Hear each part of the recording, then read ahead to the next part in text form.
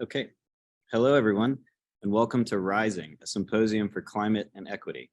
I am Mike Johnson, an architect with Eskew Dumez Ripple, and along with my co-chair, Sammy Johnson of Nano Architecture and Interiors, we are thrilled to bring you this event. Our committee was founded to increase awareness and provide resources to the design community to aid in the fight against climate change while creating healthy built environments for all people equally. We are now an official local AIA code chapter, Committee on the Environment. As we get started, we should let you know that this event is being recorded. Day one will be about all things carbon, focusing on reducing operational carbon and embodied carbon. And if you don't know what those mean, you'll find out throughout the day. Our committee's mission is to disseminate knowledge, resources, and strategies to you, cross-disciplinary section of the design and construction industry. Over the next 2 days, our expert panelists will discuss ways to overcome the major roadblocks to executing sustainable and resilient design, informed and prompted by your engagement.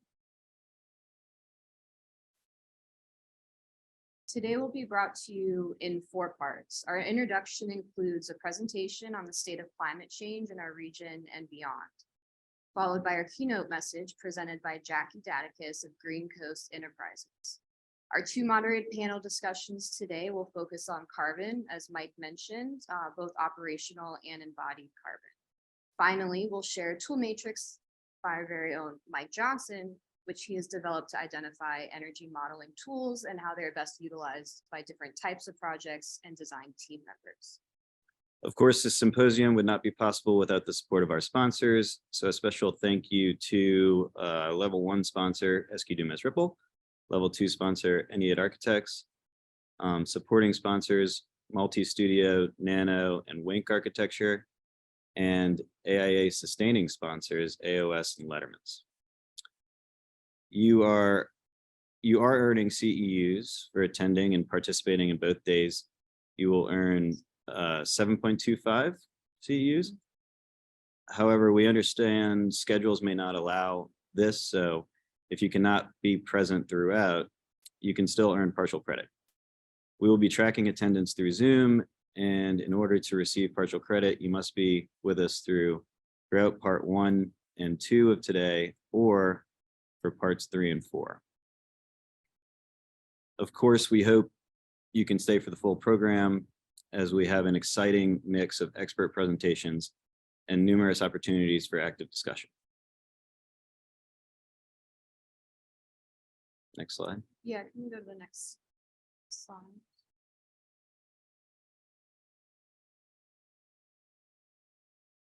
Julia, can we go to the next slide?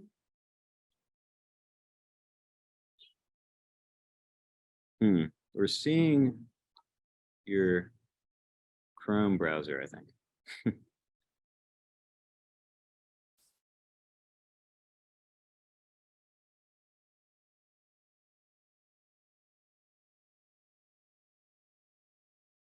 Okay, sorry guys. Are you seeing an Ennead slide right now? Yeah. Keep going. Okay.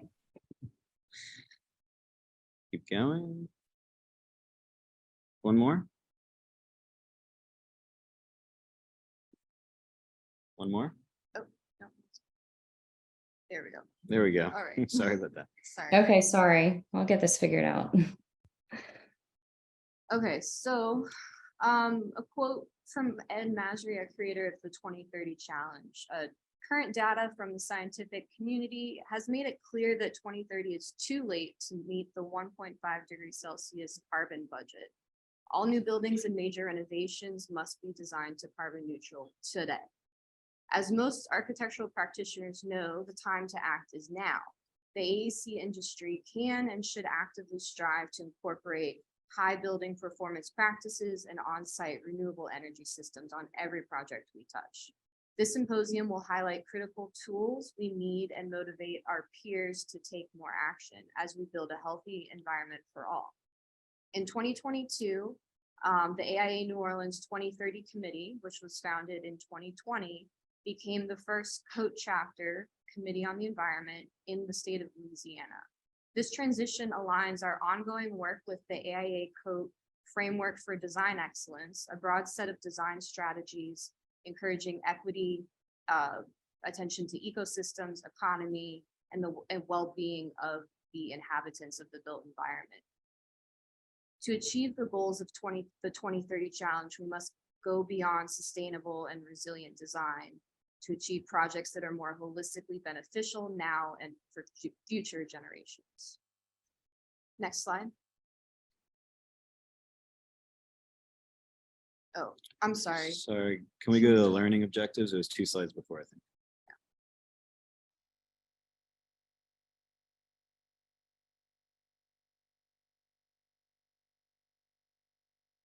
Great. So for day one, we have 4 learning objectives. First, to critique solutions and strategies for energy efficient and zero energy buildings. Second, to analyze the various low embodied carbon building materials. Then to explain how carbon is sequestered in wood materials. Finally, to summarize new regional initiatives to combat climate change and the new energy code updates. Okay, next slide, please. Next slide, please.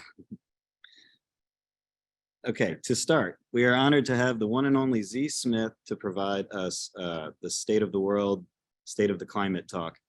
I consider Z a great mentor and colleague. He is the director of sustainability at SQ Dumas Ripple. His work includes academic, laboratory, and residential buildings, including winners of the RAIC Green Building Award and AIA Code Top 10 Award. He serves as North American representative to the International Union of Architects Sustainable Development Commission. Z has training and experience in physics, engineering. He's an inventor and also happens to be an architect too. So Z, thanks for being here and take it away.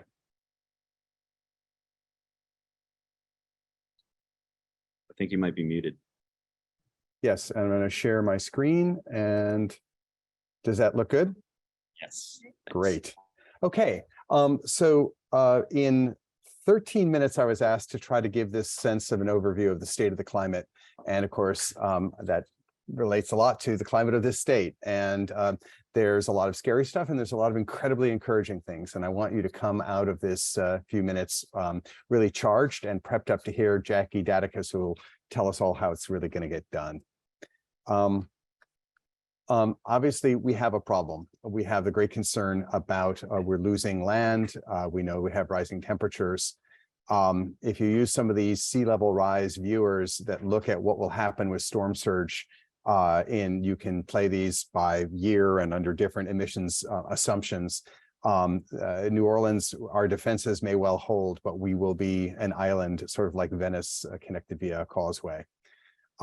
We know that there's progress in the last year towards starting to rebuild our land defenses and to slow the loss of there will still be substantial losses, even with the most optimistic assumptions of the 50-year coastal restoration plan. But the first few projects are now coming online, they're now underway, and that work is very encouraging. Now, where's that sea level rise coming from? There's obviously the combination in Louisiana of subsidence and the fact that seas are rising. They're rising because we're melting the glaciers. And there was a recent paper actually just a few weeks ago about how much, for a global average temperature rise of a certain amount, how much of the glaciers, will melt and then end up raising the sea level. The main point of this is that holding back every bit of temperature rise that we can through practice makes a difference. Temperatures are still rising. We know that last year was the fourth hottest year on record, and those are continuing, those temperature rises. And if we look back over the last million years, there's a little hook here that we've all seen, which is that we know that this rising is attributable in a substantial effect to the rise in carbon dioxide and other warming gases in the atmosphere. Now, it's not like we weren't warned, and only very recently I learned that the earliest reference we have in the literature is actually by a woman who was one of the 2 publications by women in the 19th century in Science magazine, the Journal of the Academy of Sciences. who in 1856 had done some really great experiments on a bunch of different gases in how they warm in the sun's light, and noticed that the one that is the highest effect is what was called at that time carbonic acid gas. Today we know that as CO2. So we've known this for 160 years. And the science really is settled. And climate denialism is now, I think, being beaten back into the corners of social media and so on. But we can predict really pretty well how much warming is going to occur with how much emissions.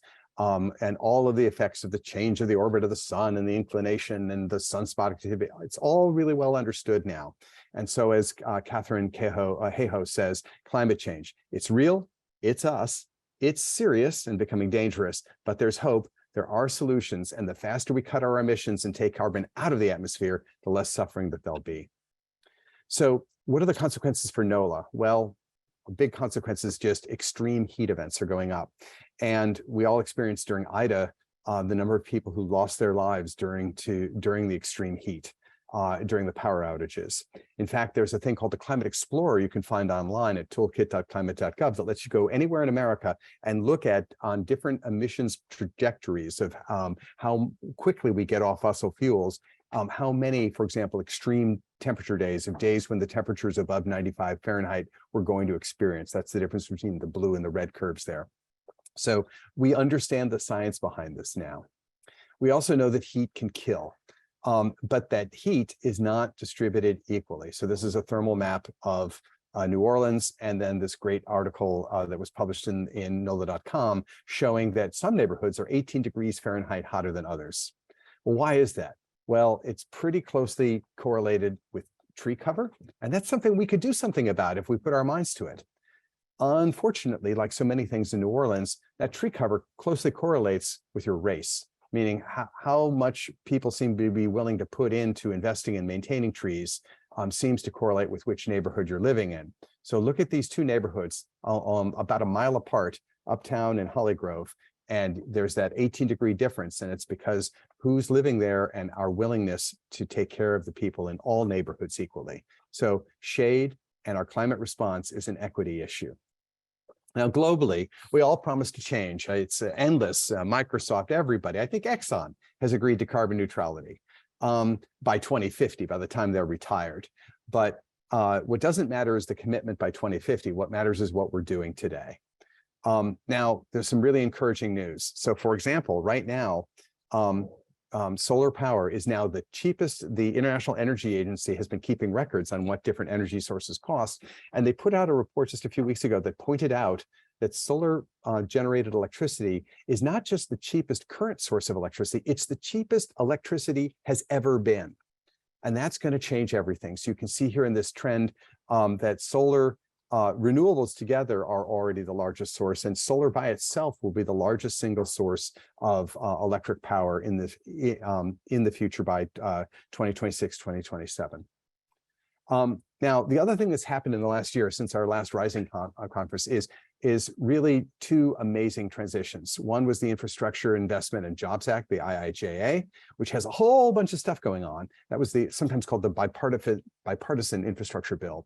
It includes $100 billion for upgrading the electric grid and support for getting to a goal of 500,000 electric vehicle charging stations across the country by 2030. And this really was supported by at least one of Louisiana's senators. And I love this quote from Bill Cassidy, who says, "Go down to Lafourche and Terrebonne Parish to the people who will not have electricity back until September 29th and tell them you're going to vote against a bill which hardens our grid, which gives coastal restoration dollars, which has flood mitigation, which will build levees and protect Louisiana from other states from natural disasters. Go to those parishes and tell them whatever cockamamie reason you have to vote no." So people are dishing the tea. The other big change was, of course, the Inflation Reduction Act. There, as you can see, President Joe Manchin is taking credit for having gotten that bill through. It includes a whole bunch of things that will change how we practice as architects, and in our own practice are changing things today, including refundable tax credits to go, even if you're a nonprofit, you can now access tax credits for solar, for wind, for geothermal, for dynamic glass, for energy efficiency. And there's bonuses that are geographically distributed according to if you are in what's called an energy community. It just happens to be true that places that have a lot of coal or that are involved in the shipping of energy, fossil fuels, are designated as these energy efficient, as these energy communities. And there are regions that are showing up in the current mapping. We're waiting for the final clarifications to come out from the IRS that appears that that bumps those 30% tax credits to 40%.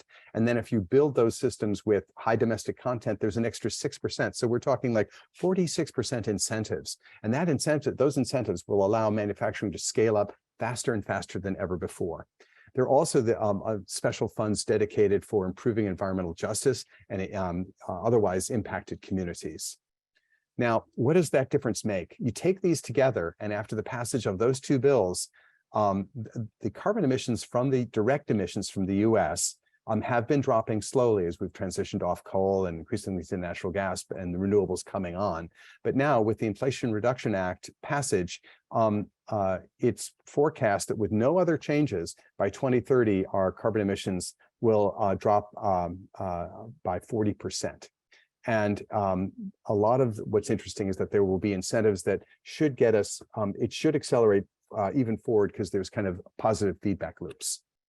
Now we're seeing this just since the passage of this bill, factory announcements for batteries, for solar panel production, for wind power, the wind manufacturing right here. I looked out my window and saw these huge windmill blades being going up and down the river for deployment in various locations. Huge amounts of changes, and they're changing the Louisiana economy in a positive way and giving us good, high-paying jobs that are not connected to extraction and to making the climate crisis worse, but making it better. So in fact, this was just published this last week. The National Renewable Energy Lab does these projections of what the current carbon intensity of our electric grid is, and you can actually, they sort it state by state. And the gray lines here are for different states, in this case, Kansas, Kentucky, and Louisiana, how they were expected, that carbon intensity of electricity was expected to drop over time. But the purple is after we pass the Inflation Reduction Act. It changes everything. We're going to decarbonize crazy quickly. Power is going to get cheaper. We'll still have to build the lines to deliver it, and that's still going to cost in storm-prone areas. But this really changes everything and really doubles down to it's time to stop designing buildings that are directly combusting with fossil fuels. Electrify everything, and your building just gets cleaner and cleaner over time, remarkably quickly. Now, I want to wrap up with the Louisiana Leap, because this is a nice segue to Jackie Daticus, who's, I think, personally responsible for a lot of what's coming. It's really great to see this map of the states that have made climate commitments and see little Louisiana down there all by its lonesome in the Gulf South, among states that have made commitments towards moving to carbon neutrality. But it wasn't just an announcement that's easy. I had the privilege to serve along with 150 other people, developing the Louisiana Climate Action Plan, which sets out a roadmap of a whole bunch of measures on that. When you run those models then for what the impact is on Louisiana's carbon emissions, it shows a pathway to get to carbon neutrality by 2050, even in a state so heavily dependent on fossil fuels, petrochemicals, and so on as Louisiana. But this is my other proudest moment, and this again is something that Jackie's been linked strongly to, is these are maps of how advanced the energy codes for buildings are. This affects us in building and construction and design. And there's little Louisiana off by itself in the company of Washington, Oregon, California, Vermont, and Massachusetts as having the most advanced energy codes in the country. So these are already technically in force, but they will not be enforced by the agencies, the local authority having jurisdiction until July 1st. But a lot of great work is happening in this regard. But the other thing that's happening is, yes, the minimum is being brought up by building codes. You can't make buildings worse than that.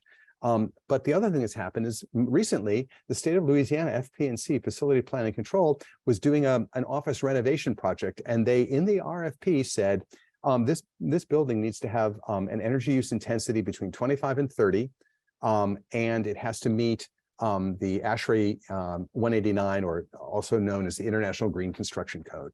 That's amazing and really unexpected for people who have a set of prejudices about where Louisiana is and where we're going. Another incredibly inspiring thing is the work being done by voluntary organizations like Together New Orleans, who have amazingly put together, I don't know how they have done it, it's more than 75 projects across the state, many of them in New Orleans, where they're recognizing the social role of communities of faith, churches, mosques, synagogues, and so on, in post-disaster recovery, and that the place people go and try to rebuild and distribute food after a disaster and so on is often their church. And so they're deploying solar panels and batteries at these places that are reachable on foot after a disaster. Can be a cooling center, recharge your phone, and so on, get help, get food. And so these efforts, these initiatives, the first ones of these are rolling out this year, and they are on a tear doing really amazing work. Now, the city of New Orleans, I'm getting closer and closer in as we wrap, is pushing the transition well. In 2021, the city adopted what they called a renewable and clean portfolio standard. And what that requires Entergy New Orleans to do is to transition off fossil fuels to get to carbon neutrality with a mix of the carbon heavy resources that they have currently, plus nuclear, plus renewables. And then that ramps out, and they're allowed to buy some offsets where they build renewable power projects in other states and take the renewable credits for that, or RECs, but those also get phased out. So what happens is we'll be carbon neutral by 2040, our electric grid in the city, and we'll achieve that carbon neutrality without offsets by 2050. That's the current plan. But you combine that with the trends that are already underway under the Inflation Reduction Act, and what it means is electrify everything. Also, the city finally, as a kind of cherry on top, recently passed an ordinance requiring that any city office buildings built in the future will have to meet a LEED Gold certification. So I think we're seeing at the global, national, state, and local levels and city levels, amazing work being done. And so you can take a lot of heart from that.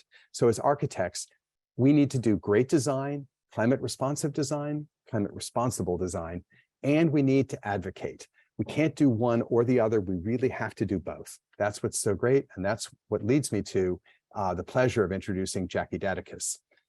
Jackie brings an impressive track record and extensive experience to sustainable building conversation. She's a senior consultant at Clean Energy Solutions. When she was there, she developed energy efficiency and community utility partnerships under the Department of Energy's Better Building program. And her work with Rebuilding Together provided free home repair for low-income homeowners. And as an AmeriCorps and Vista volunteer, she launched Rebuilding Together's comprehensive Gulf Coast response to Hurricane Katrina. Now, I know her now through her work at Green Coast Enterprises and her work as chair of the State Energy Code Commission, which fended off many weakening amendments that were proposed over the last few months. And so I think we're going to have a very strong, very impressive energy code implemented due to Jackie's work. So when I first heard this all happening, I said, Jackie, you got to tell us how it's done. So I'm super psyched that she's takes the baton from here. Jackie. Thank you, Z. And before I get started, I just wanted to check, were there some questions that we wanted to address now, or did you want to wait until after I speak for a little bit? We're going to wait until after, but okay.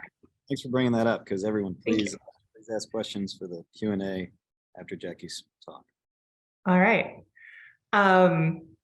Well, thank you so much for inviting me today to be the keynote speaker. It came a bit of a surprise, actually, when I opened the link last week. So, thank you to Z, who has spent quite a bit of time serving on committees that fed into the work we did to get building codes improved in the state, particularly that climate action plan from the governor. One of the key action items on there was to improve the energy code. And then also spent a good portion of last fall with me in Baton Rouge working on the Energy Code Transition Committee. I'm not going to do any slides today. I am actually just going to tell a story about the importance of all of us that are working, most of us in for-profit professional settings, still making time to serve on committees like the Climate Action Task Force, like the Energy Code Transition Committee, myself having been on the Louisiana State Uniform Code Construction Council since 2015. These types of committees can often seem like sound like a grind. Who wants to go and talk about building codes once a month, drive all the way to Baton Rouge? but it's actually where the really important work gets done. And I liked the scene setting that Z has done, that, you know, to address climate change, we have to address the climate in Louisiana. And most people, I think, would look from the outside and think Louisiana is not a state that's going to talk about climate change. It's not a state that's going to adopt advanced building code. You know, we've got red states, we've got blue states, and they fall in those lines. Now, granted, this definitely has happened during the time that we've been a purple state, and having someone in the governor's office who will say the words climate change, allow us to say the words climate change, has been a really important part of this conversation. But I think the process that we've gone through in creating that climate action plan as a state brought people from both sides of the conversation together to identify the fact that this truly is a generational, we've got one shot to save our coast here in Louisiana. And we all want that to happen. So what are the steps we're going to take? So my story about the Building Code Council really is about the importance of going to those meetings, hanging in there on these committees that we volunteer for, making time in our professional practice for this, because you build those relationships. This wasn't something that in 2021, I was able to just show up and say, hey, what if we actually tried to advance the energy code here in the state of Louisiana? I had been going to building code meetings. I'd been on the Code Council since 2015. I had worked through a code transition cycle. I had built relationships on what would be both sides of the aisle when it comes to building codes, with architects, with the code officials, with the home builders. And they'd come to realize that they could trust me to have conversations about this, that we could talk about places that it was going to be hard, what the pain points might be. And I could trust them to come to them and say, this is what we really need to see accomplished in order for this code to actually matter in our state. And so over the course of serving on that code council, most of you probably know, we actually missed the 2018 code cycle, primarily due to COVID, and had to leapfrog 2 code cycles. So we went from just in all building codes, January 1st of this year, we went from 2015 to 2021. So for us at Code Council, we actually had to do a double review. And we did it in 9 months. And it was a lot of time and effort. But it was through that process that I was able to start having the conversation with multiple groups who started to raise this question, you know, and if you don't know, we had been stuck at 2009 IECC for residential buildings. Commercial buildings were just sort of floating, not ever having gotten an energy code update since 2007. It wasn't really clear who was responsible for making that update. The State Fire Marshal's office technically had jurisdiction, but didn't have capacity to do the review and amendment process that the Code Council does. And we all started talking about how long as a state can you actually be on 2009 energy code? Was it going to be 2080 here in Louisiana and we're still building to 2009 energy code? And it was identified that it was probably the moment for us to really raise this and start having this conversation. This predated actually the Inflation Reduction Act and the Infrastructure Reinvestment Act, or the bipartisan infrastructure legislation, as we're now calling it. But it did come around the same time. There was actually a significant amount of COVID funding that went towards energy efficiency. So it was clear there was going to be job training dollars to help us in this transition to a new energy code. And that was part of the conversation that we could all have, that if we're going to do this, let's do this at a moment when we're going to have the federal support to actually do significant job training here on the ground, bring hopefully a whole new generation into our construction trades as a state as part of this job training opportunity.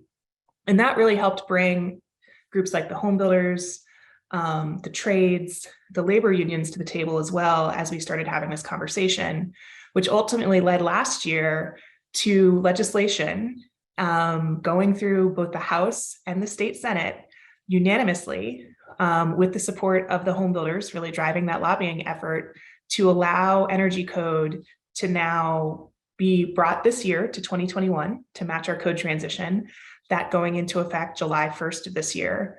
And now going forward to be part of our every triannual, hopefully going forward, no more double code cycles, review of codes. So when we move to 2024, energy code will also move. We have the opportunity always at the Louisiana Code Council to amend what's being adopted. We are a minimum maximum state. So once we adopt it at the Code Council, you cannot go below us and you also cannot go above us. And so that really is pretty amazing for us to have made this transition to 2021. There were actually a number of jurisdictions that had started locally trying to figure out a way to advance a more advanced building code. We saw the New Orleans example that they started with their own buildings to lead by example this year with the LEED Gold standard. But the fact that the Code Council has now set this as a minimum statewide means we're raising all houses, raising all boats together when we do this.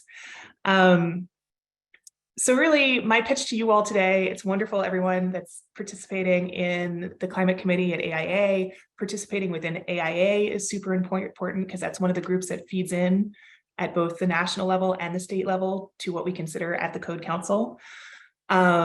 Taking opportunities to serve on boards like the State Uniform Code Construction Council. It turns out they're always looking for people to serve on this board. It's not the one that donors raise their hand and say, put me there. Make that space in your professional practice, because that's the only way we're going to make these big leaps forward. So with that, that's really my charge to all of you here today. And I hope you enjoy the rest of the sessions. And as the sort of setup for me, code is the least illegal building you can build. So hopefully from here, you push your clients, developers like me, to go even further as we decarbonize our buildings and hopefully do what we have to do to stop climate change. Thank you, Jackie. That was great. So currently, there are no questions in the Q&A. I'll give you. I have a question, actually, if I can, Jackie. Sure. Side, what what kind of things are you all? What are you considering the highest priority when you're kind of coming into a new project with a design team? And what are you looking to get back from the design team? Yeah, great question. My real job. So at Green Coast, over the years, we have developed our own OPR, our owners' requirements of what we think is very important. We really start with our energy EUI expectations. In many ways, as a team, we start from the guts of the building and sort of work our way out to what we want the building to ultimately look like. We put a lot of emphasis on comfort and addressing humidity as well. And this transition to the 2021 energy code is actually going to put energy models and this conversation front and center, particularly for buildings like the ones we work on, commercial, multifamily. So when you're dealing with places that are going to be sharing fresh air, how are we going to deal with that here in Louisiana? So that's always sort of core where we start the conversation. And, I will say, well, also at the moment, it'll be interesting. We're introducing heavy timber as an option in this state going forward.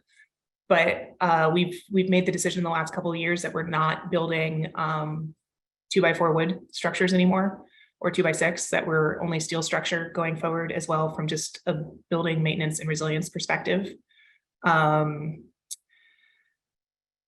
So those are the sort of things we really start with. I think it also probably is one of the things that's distinctive amongst us and other New Orleans-based developers, so not necessarily other out-of-state regional developers, that we approach it from that perspective.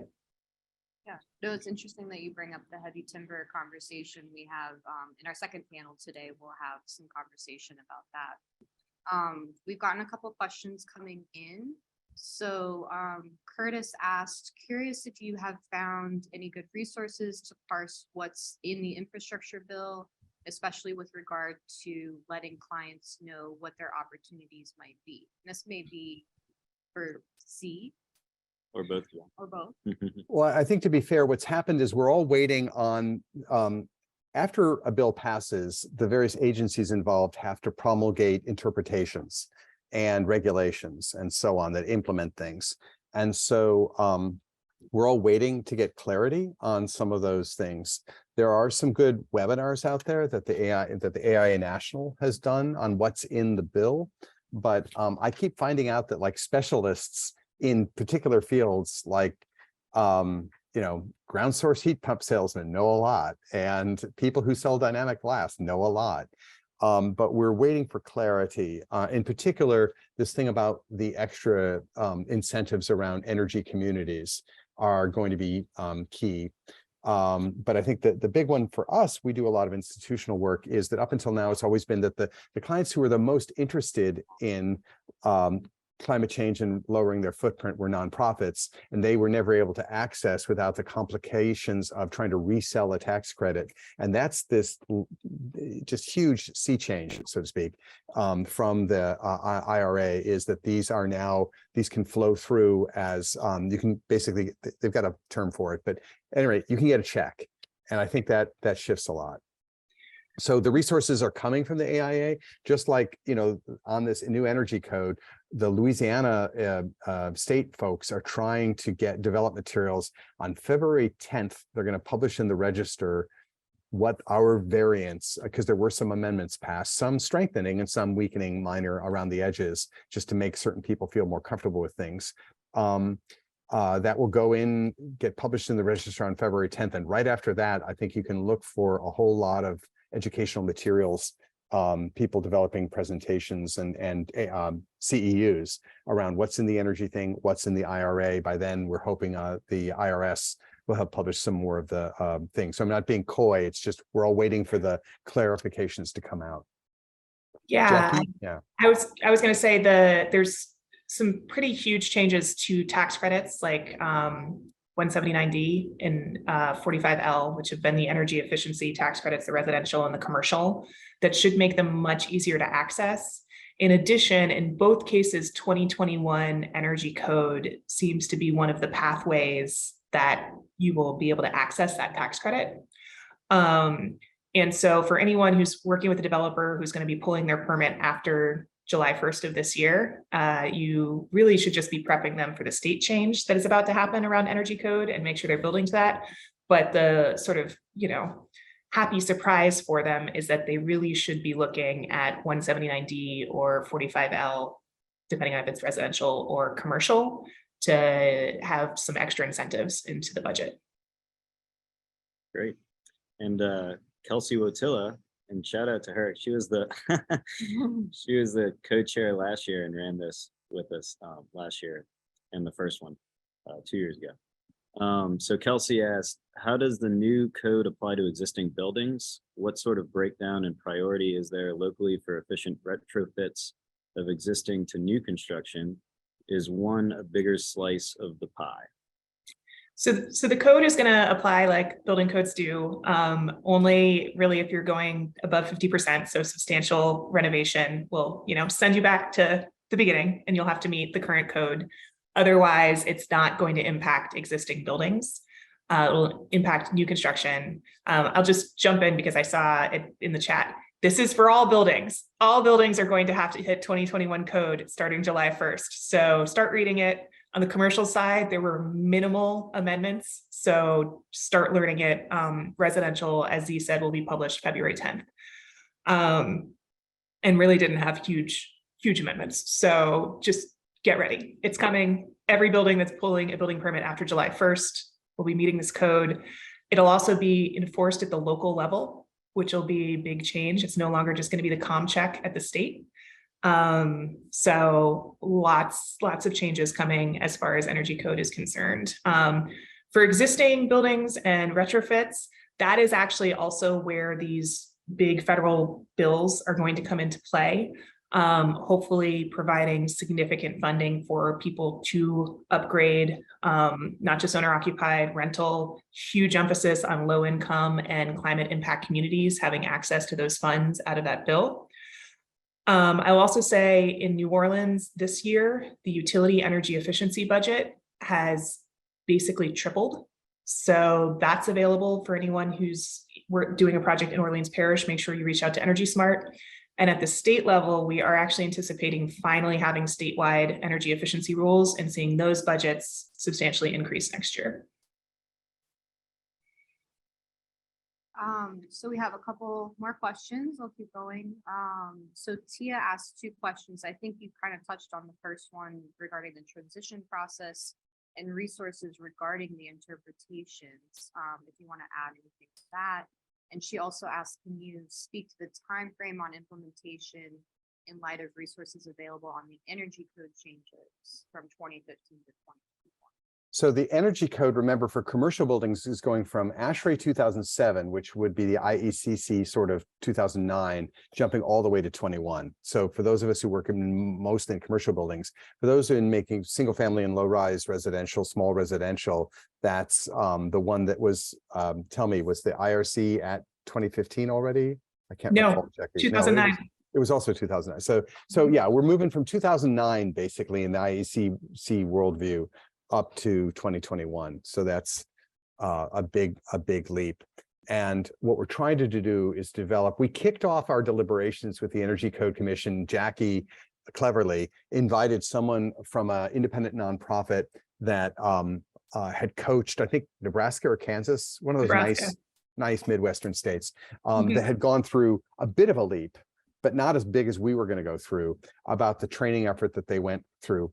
I think we're all concerned that the state, a lot of people who have spent their careers doing the hard work of working in state agencies, an amazing fraction of them are 64 or older, and a number of them are retiring. And so there's just the one way that we could blow this is with mass retirements that are going on if no one picks up the ball on implementation.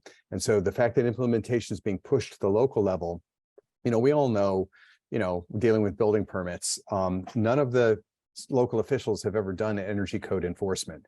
I've practiced in states where they do that, and I've had them walk into a building in California when I was first getting going, and they pointed at a wall under construction, and they said, "What's the insulation in that wall?" I said, "It's R13, like on the plans." And they said, "But I can't see that." And I said, "Well, no, but it says on the plans." That's what we did. And they said, pull off the JIP, let me see that it's R13. Now, that's a level of enforcement I don't think any of us have ever seen in New Orleans, but we've got part of our job as architects is going to be engaging the city and trying to be supportive, as those people who are trying to enforce code are going to have to go through a big learning process too. So we need to coach them and in a positive way, I think, and help them in what's going to be a really heavy lift.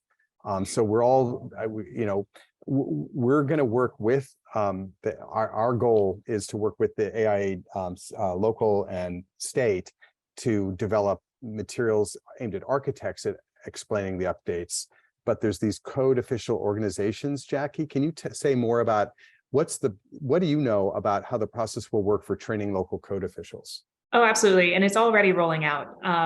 So there's, similar to AIA, there's code official organizations as well. There's BOL, Building Officials Association of Louisiana, who's doing substantial prep work for their members. I think they're also really interested in, just like the home builders, this is a generational moment for someone to decide to become a code official.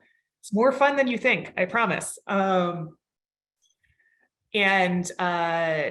seeing how we really start to bring in more people into the code official side of this conversation.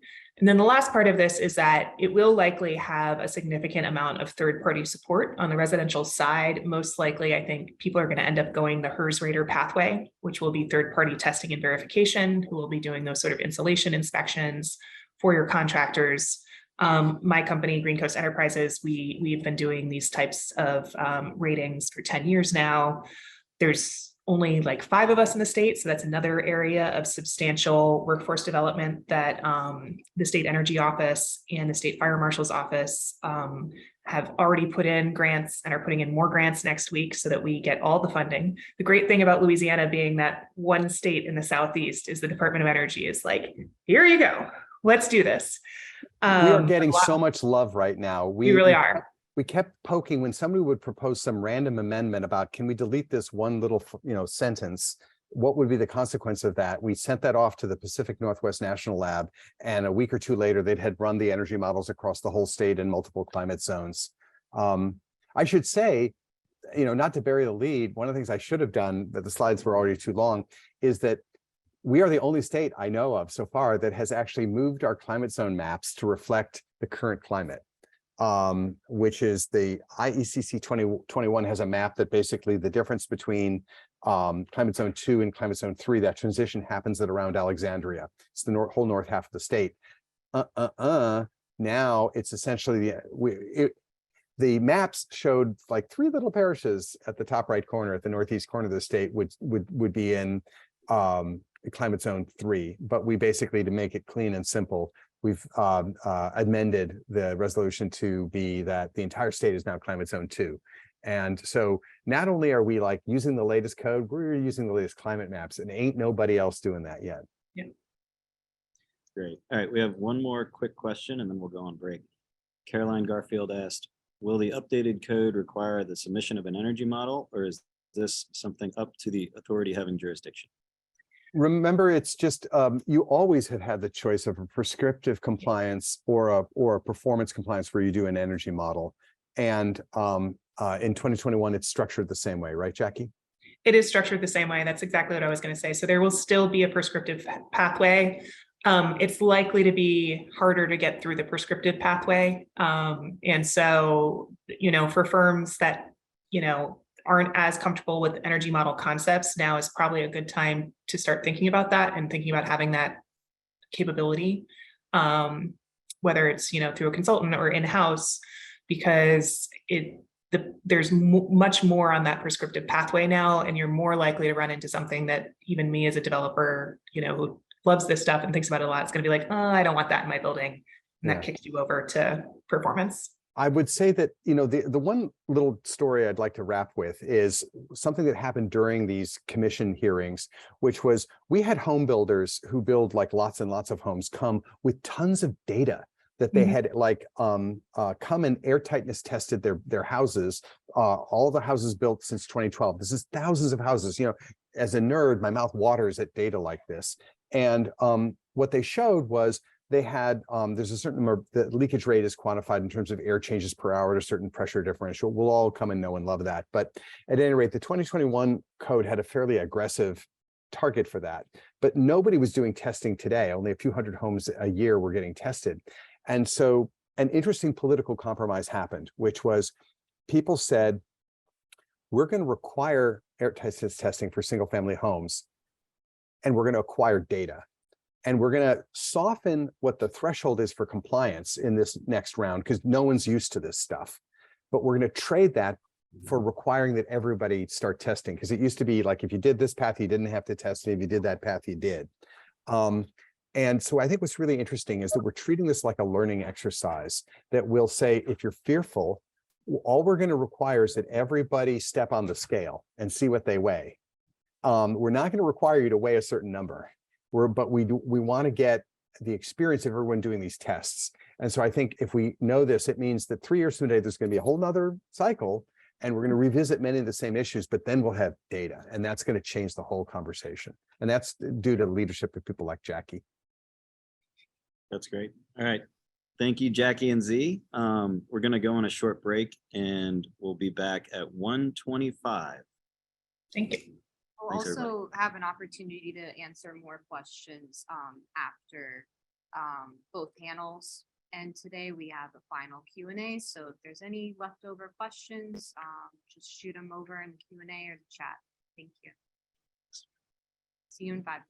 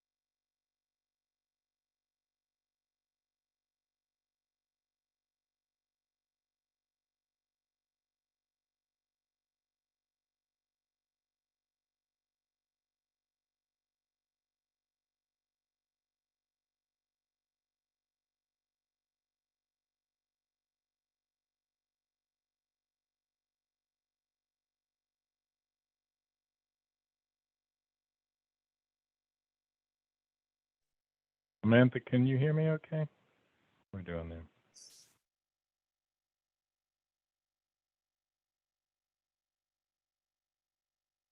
Okay, we'll just give it a minute and I will wait for the break timer to go down and then get started. Good. Just making sure we're good. Thank you.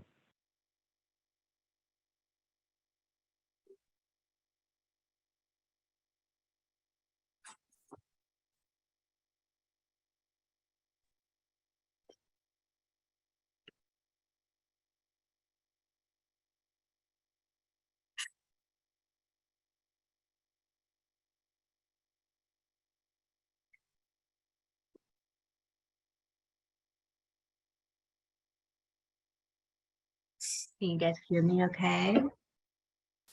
Yes, we can hear you, Teresa. Cool.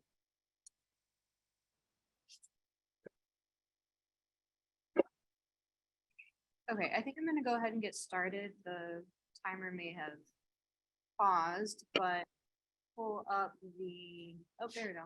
Now it's at 0. We pull up our first bio. That'd be great.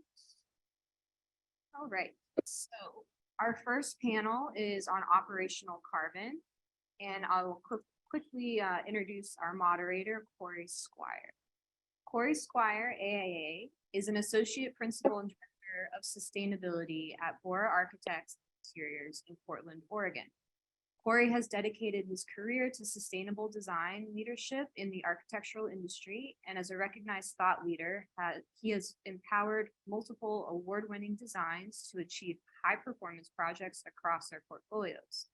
Corey lectures nationally on a range of sustainability-related topics and was a lead author of the AIA Framework and Toolkit, resources that are actively redefining excellence in the built environment.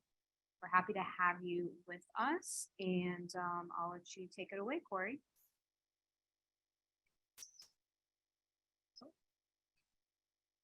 Hold on. Sammy, I don't see Corey as logged on, so let me try to contact him. Okay.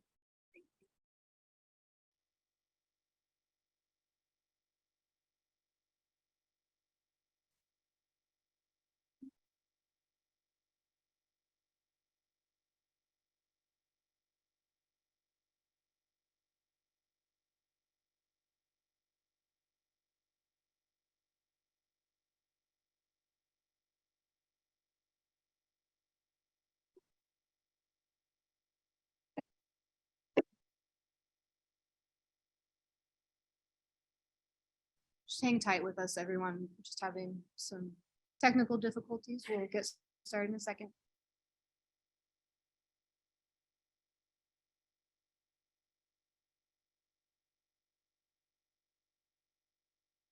Hi, Corey. Hello. All right. Take it away.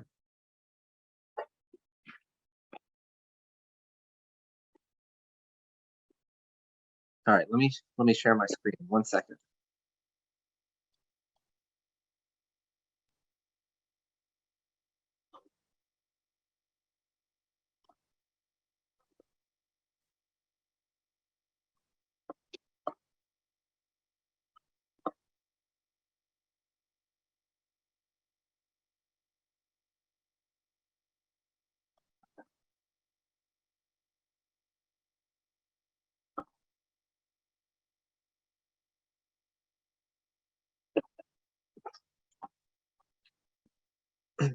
All right.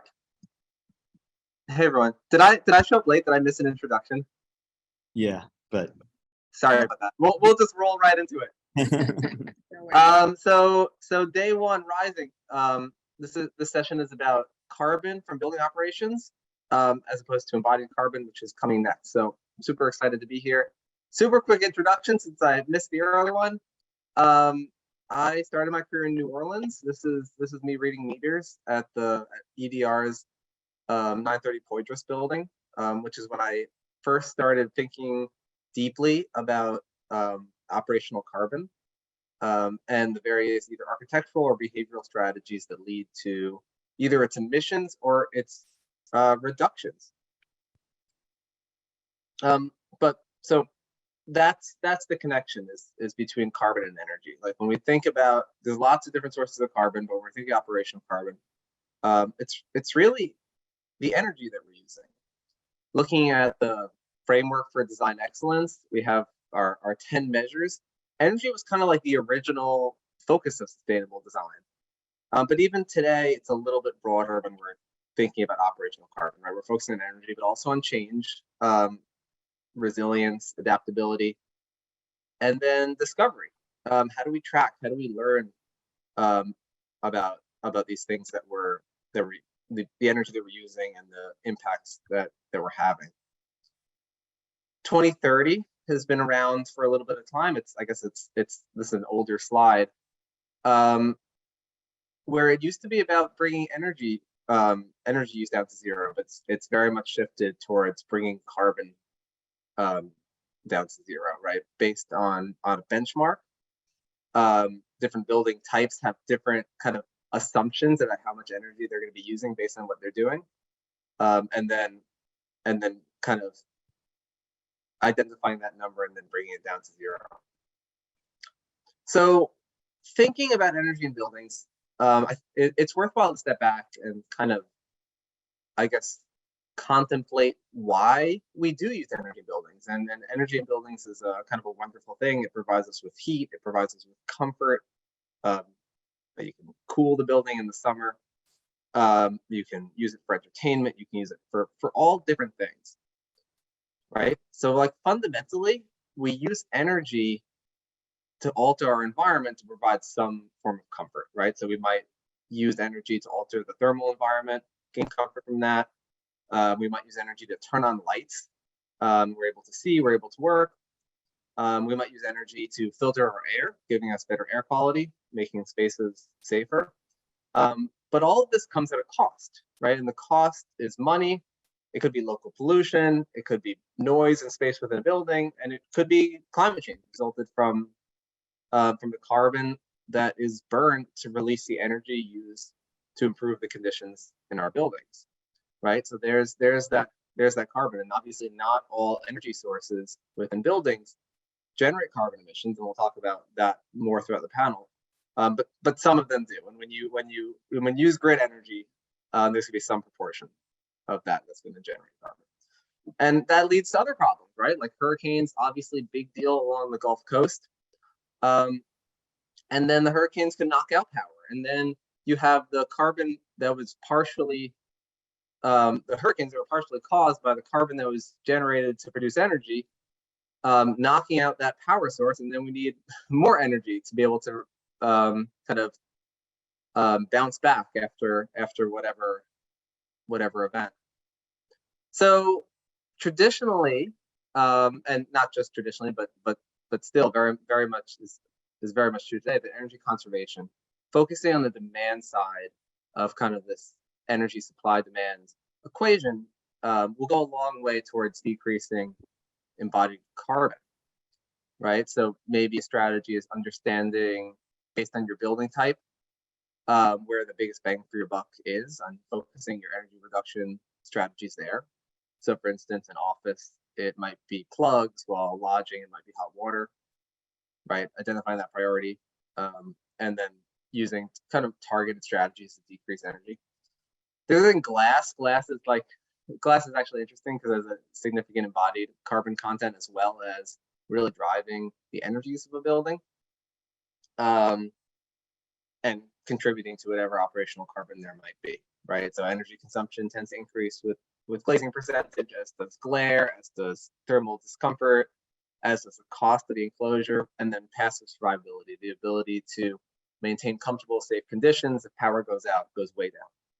So those are the major strategies, along with just classic good passive design. So orientation, window wall ratio, appropriate shading, creating comfortable outdoor spaces, having operable windows, all these, the classic strategies that buildings can employ to decrease their energy use and thus their operational carbon. But it is a bit more complicated than that, and I think increasingly so.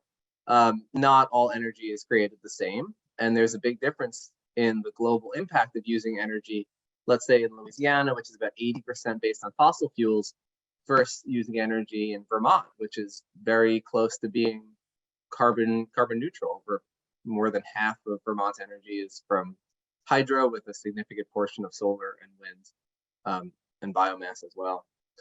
So it matters, and it increasingly matters whether you're using the same amount of energy in a region with a dirtier grid versus a region with a cleaner grid. Additional complication is the time of use, right? Not all energy in a given location is the same throughout the day.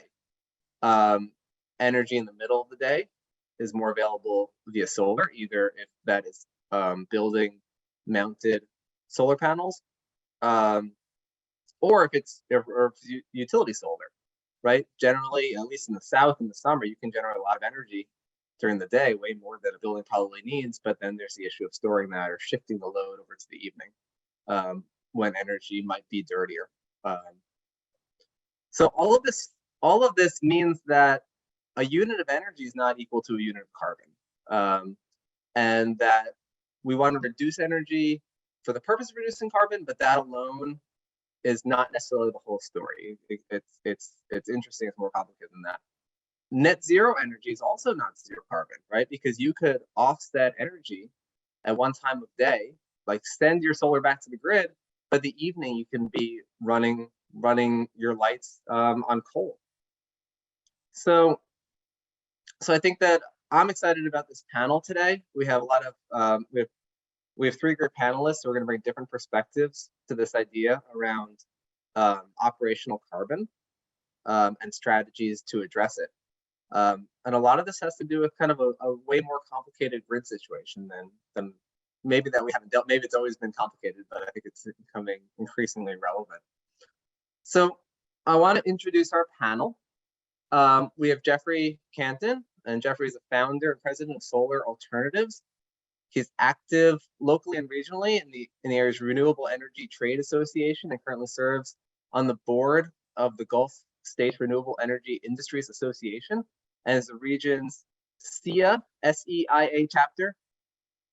He holds several statewide master electrical licenses, and a BCEP PV and thermal certification as a member of the Louisiana Engineering Society, the Institute of Electronics and Electrical Engineers, and the American Solar Energy Society. Our next panelist, Teresa Jan. Teresa is an architect. She approaches each of her projects with deep curiosity for community, nature, and their existing and potential connections. She's a leader in regenerative design, embodied biophilia, health and wellness, and integrated building technology. She's the core contributor of the Building Decarbonization Practice Guide, and frequently speaks on the power of induction cooking as a culinary vehicle towards a decarbonized future. Teresa is also honored to serve as a juror for the AI National Award for Architecture. And Teresa and I have actually worked together on some of these topics way back in the day, so it's super exciting to be doing this panel together. And then finally, Brian Turner at CMTA Engineers. Brian has designed more than a dozen zero energy buildings. He's pioneered many aspects of design, from finding creative ways to right-size building electric services to developing low-cost solar microgrid solutions and driving lighting system wattage down to new levels. Brian has presented many times for conferences, lectures, webinars, and trade shows. He has also organized and led volunteer efforts to install more than 200 kilowatts of solar panels on the roofs of co-workers' houses, resulting in several zero energy homes. So with that, I'm gonna hand off the show to the panel. I think Jeffrey is going first. So I'm gonna stop sharing my screen. All right, let me make sure I do this right. And then we'll come back. I'll have a few questions, and then we'll have some questions to the audience after the three panelists present.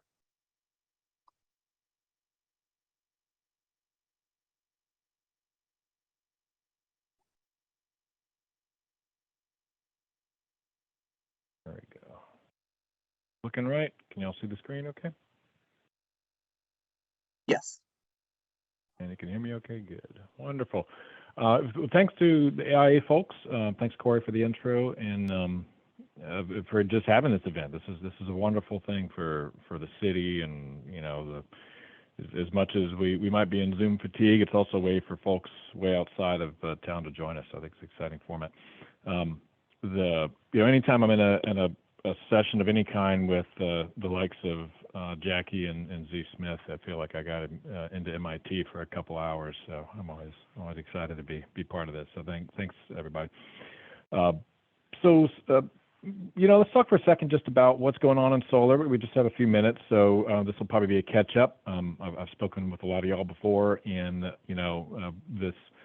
the changes in solar are very incremental. There's a lot of peripheral technologies that dial in. Brian's going to talk a little bit about microgrids as well, which is something we're working a lot with. It's a huge growth space right now in the industry, because we're not only dealing with trying to reduce the escalation of climate change and dial it back, but also with mitigating it, and that technology really impacts both of them.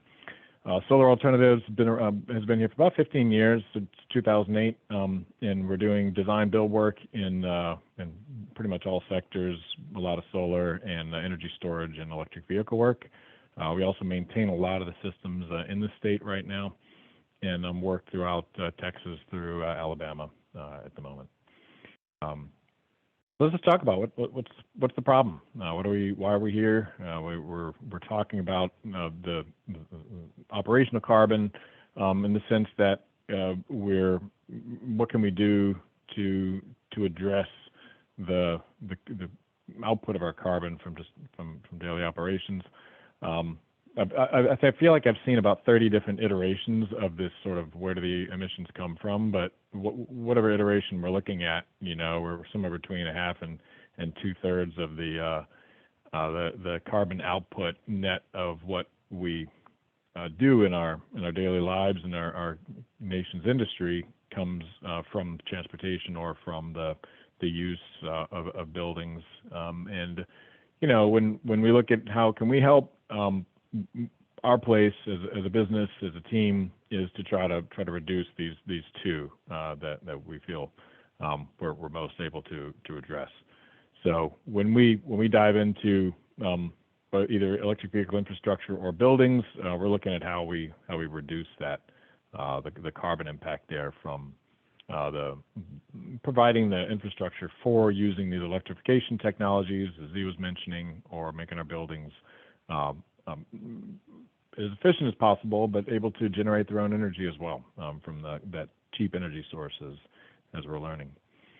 Diving in slightly deeper, just to look with the commercial buildings, we've got a little bit different mix of energy use, but at the end of the day, we can squeeze the efficiency we can out of these, and then we're trying to generate as much of that as possible from renewables. What is hard to see in here is when we're talking about what we reduce in of our energy use from the utility with our own on-site generation, is the ability to really get as close to what we've done on some of these projects is net zero energy use from the grid as possible. And the policies that we encounter along the way can have a big impact on that. So one of the policies that affects our ability to roll out more and better solar projects are net metering, right? We talk about that all the time. Some of the projects we're working with on the Lighthouse Initiative are bumping into limits on what we can do, because the incremental solar increase in the amount of solar really doesn't get them a better financial payback. It's hard for them to pay for it because of the utility policies, the regulatory policies that limit the excess generation payments. So the grid doesn't pay you for your energy nearly as much in some areas as others. Fortunately, in New Orleans, we do have some advantageous rules that let us do a higher percentage of offset and have that be a financial benefit to the site host. While we're talking carbon, just make sure when you go to lunch today, you have a big impact on your carbon output with what you choose to eat. So be mindful always. Carbon output is everywhere. So solar, what are we going to do when we have these facilities? They're trying to take in energy. We're going to focus on the solar and energy storage side of the business here. When we look at what from an industry perspective, how do we address buildings? Why are we talking to certainly you folks have a real vision. A lot of folks call us because they're under pressure from one place or another, either financial pressure for the bills are going up, or really recently in the last couple of years, we have seen a surge in clients, corporate clients especially, coming down with mandates from upper management to include sustainability goals in their projects, whether it's a specific percentage or kilowatt hour goal or carbon offset. The growth in what everybody wants to be an ESG stock right now, right? So you got to set some goals to do that, and those trickle down to folks like us. So if somebody's putting up a new building, or in some cases we put solar on coal terminals lately. So you can call it greenwashing, but at the end of the day, they're investing sometimes millions of dollars in improvements to generate renewables on site. And at the same time, they're moving fossil fuels around. So it's in many cases it's more than a trivial amount of investment, and this is where it's coming from, is the shareholders are demanding a realistic impact from those investments. So what's the process? When we start working on a facility, whoever contacts us, it's lay out what you can do with that facility's resources. If it's a rooftop, if it's ground space, you lay out everything you can basically fit in the world of solar with the latest products and a reasonably productive layout, and you get a what we call a max fit in some cases, which is the maximum amount of solar that you could use on that site. Often it comes back to what are the utility policies that allow the best return, or at least a decent return for that client, whether you actually get to do that max fit or not, right? It may be a diminishing return because anything that's pushed back, say if they have a steady load at nighttime, we can't offset that load. So if you push back extra power in the daytime and they use it up at night, it's not nearly as good a payback as if they're on something like net metering in New Orleans, where your excess generation is credited at the retail rate instead of a wholesale rate of about 20 or 30% of retail. So jumping to the next step, once you have a layout, you push that through an energy model that comes out with an energy figure for how much is generated through the year. That gets equated, in kilowatt hours, gigawatt hours for the year, depending on the size of the facility. There's a certain efficiency factor in there. There's a certain efficiency factor in there where you see performance ratio in the middle of that tells us how good a design we're able to do, given all the factors of orientation and shading and all. And so we adjust every facility to try to maximize the solar panels, how much energy they can offset and how much carbon they can reduce. That in turn, you can kind of see the little chart on the bottom. This is very real world modeling using actually 15-minute simulation data from the installation, weather data from and insolation, the amount of solar light hitting the earth in that particular location. All the data combined together will give us the actual estimated amount of energy for that particular solar panel in that location with that inverter. So altogether, it means we can model out what you're going to get off of building, whether it is a plan set or an actual existing location, and we can in turn turn that into a financial model. So if we look at from start to finish, what can you do on a facility that you're either proposing or already have in hand to bring their operational carbon down? Running the numbers on what it can fit, what it'll produce, and what it'll save for that particular site host is a fairly straightforward process, and we kind of do it day in and day out. We're talking mostly PV right now, but this would be and for solar PV photovoltaics, which is our word for solar panels, the technology of them, that technology will reduce the amount or offset the amount of energy that facility uses. But if anybody's looked carefully at their utility bills, your bills are made up of energy charges, what are called demand charges, and then a customer charge. So a customer charge is, say, the $20, $30, $50 a month that you get charged no matter what. It's their cost to plug you into the pipe. Energy is how much flows into the meter over the course of the month, and demand is the maximum amount of flow rate you have at any one time of energy coming in. And energy storage can reduce that demand number, but not solar panels by themselves. So financial model, just to sum up, gives us a return on investment and a lot of other figures to discuss the carbon, incentives available, as well as the net cost to the end user. It can also look at financed models like loans and leases. And it actually does use the real utility rate and tax rate of the site host and utility in hand. Touch for just a quick sec, some of the cool work we're doing. Microgrids, the buzzword at the moment, but some of our first systems out there were solar battery systems with a generator integration. Even on a small scale, it's still essentially a small microgrid. So why are they interesting? We dealt with a few storms recently that the solar battery systems actually outperform generators because the generators rely on gas grids, and as natural gas generators get more popular, they put more stress on the grid. We apparently learned that gas grids can freeze in Texas, so that's been an unfortunate reality. So solar and microgrids are also becoming more reliable as climate impacts worsen. The projects that we're touching on, that was mentioned earlier, Lighthouse, we're helping the Lighthouse folks implement a lot of the projects. There's one in here, the Broadmoor Community Church in Bethlehem, two of them actually, that were constructed just this week and last week, respectively. And those projects are actually going in the ground. There's a few more on the way. And this is a great effort, Lighthouse, to take faith communities who are going to volunteer part of their facility, host one of the solar battery systems so that anybody within 15 minutes of anywhere in New Orleans can walk 15 minutes and be within reach of a lighthouse is ultimately their goal. So very cool project using a very proven technology that helps both mitigate and deal with the effects of climate change. This is the Broadmoor Church project. Just I think these were taken yesterday, so it's just going up right now.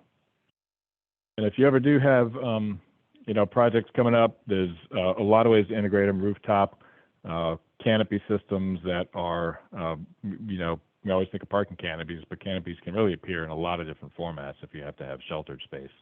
And most recently, solar roof. Tesla solar roof is a product that has been kind of in the works for a long time. People have always asked about it. A little pricier than I think we hoped it would be, but it's definitely a good fit for historic and other properties. So whether it's residential or commercial, that can be a fit for certain applications to help get carbon offset into your creative projects. So, and when you do have a site with tens of thousands of acres and you want to really offset some carbon, that's when you start laying out whole fields of solar panels. So that's all I had. I think we're going to wait till the end for questions. Is that right?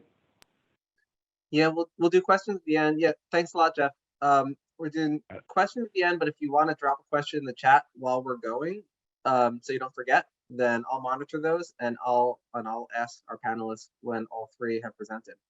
We're going to turn over to Brian next. All right, thanks, Corey and Jeff. Let me see if I can share my presentation.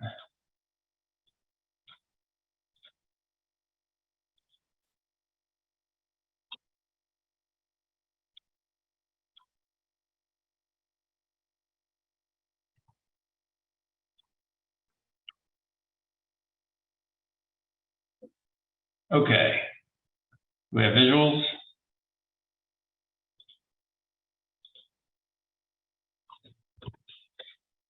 Sorry, everything working? Yeah, we can see your screen. Awesome, appreciate it. All right, so I'm going to talk about two topics, the Inflation Reduction Act and also modeling microgrids. Both topics related to what Jeff just covered and this whole macro topic of energy and carbon. So Inflation Reduction Act up first, this past last August. We're still doing our best to understand everything that's in it. I am still coming across lots of stakeholders, building owners. Brian. Yes. Can you switch over to presenting mode?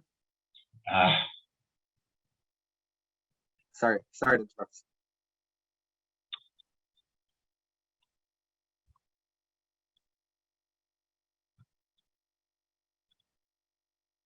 How's that? Thank you.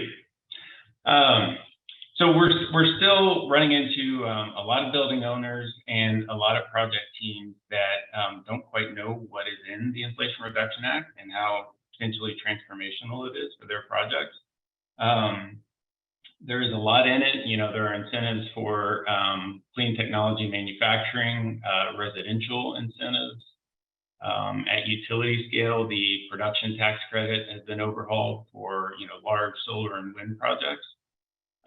But Section 48 of the Internal Revenue Code, otherwise known as the investment tax credit, you know, this has been around for almost 20 years, but this is the big thing that applies to most of our commercial building projects. There were 3 big changes in IRA.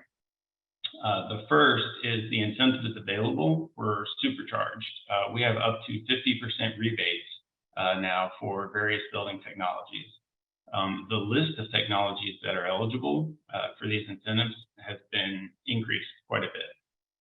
You know, it used to be only things like solar, you know, batteries, wind, of course, battery storage has been added, microgrid elements, geothermal is now properly available for all building owner types at a higher credit. So the third big change, and this is the big one, the investment tax credit is now available to most tax exempt entities through a new provision called direct pay. So personally, for the last 15 years or so, almost none of my building owners had tax liability. These are mostly public entities. So we've done things like geothermal systems, heat pump systems, and solar, you know, on the raw economics alone. And you can often get it to pencil out attractively. But we're seeing these tax credits be a game changer for those types of projects.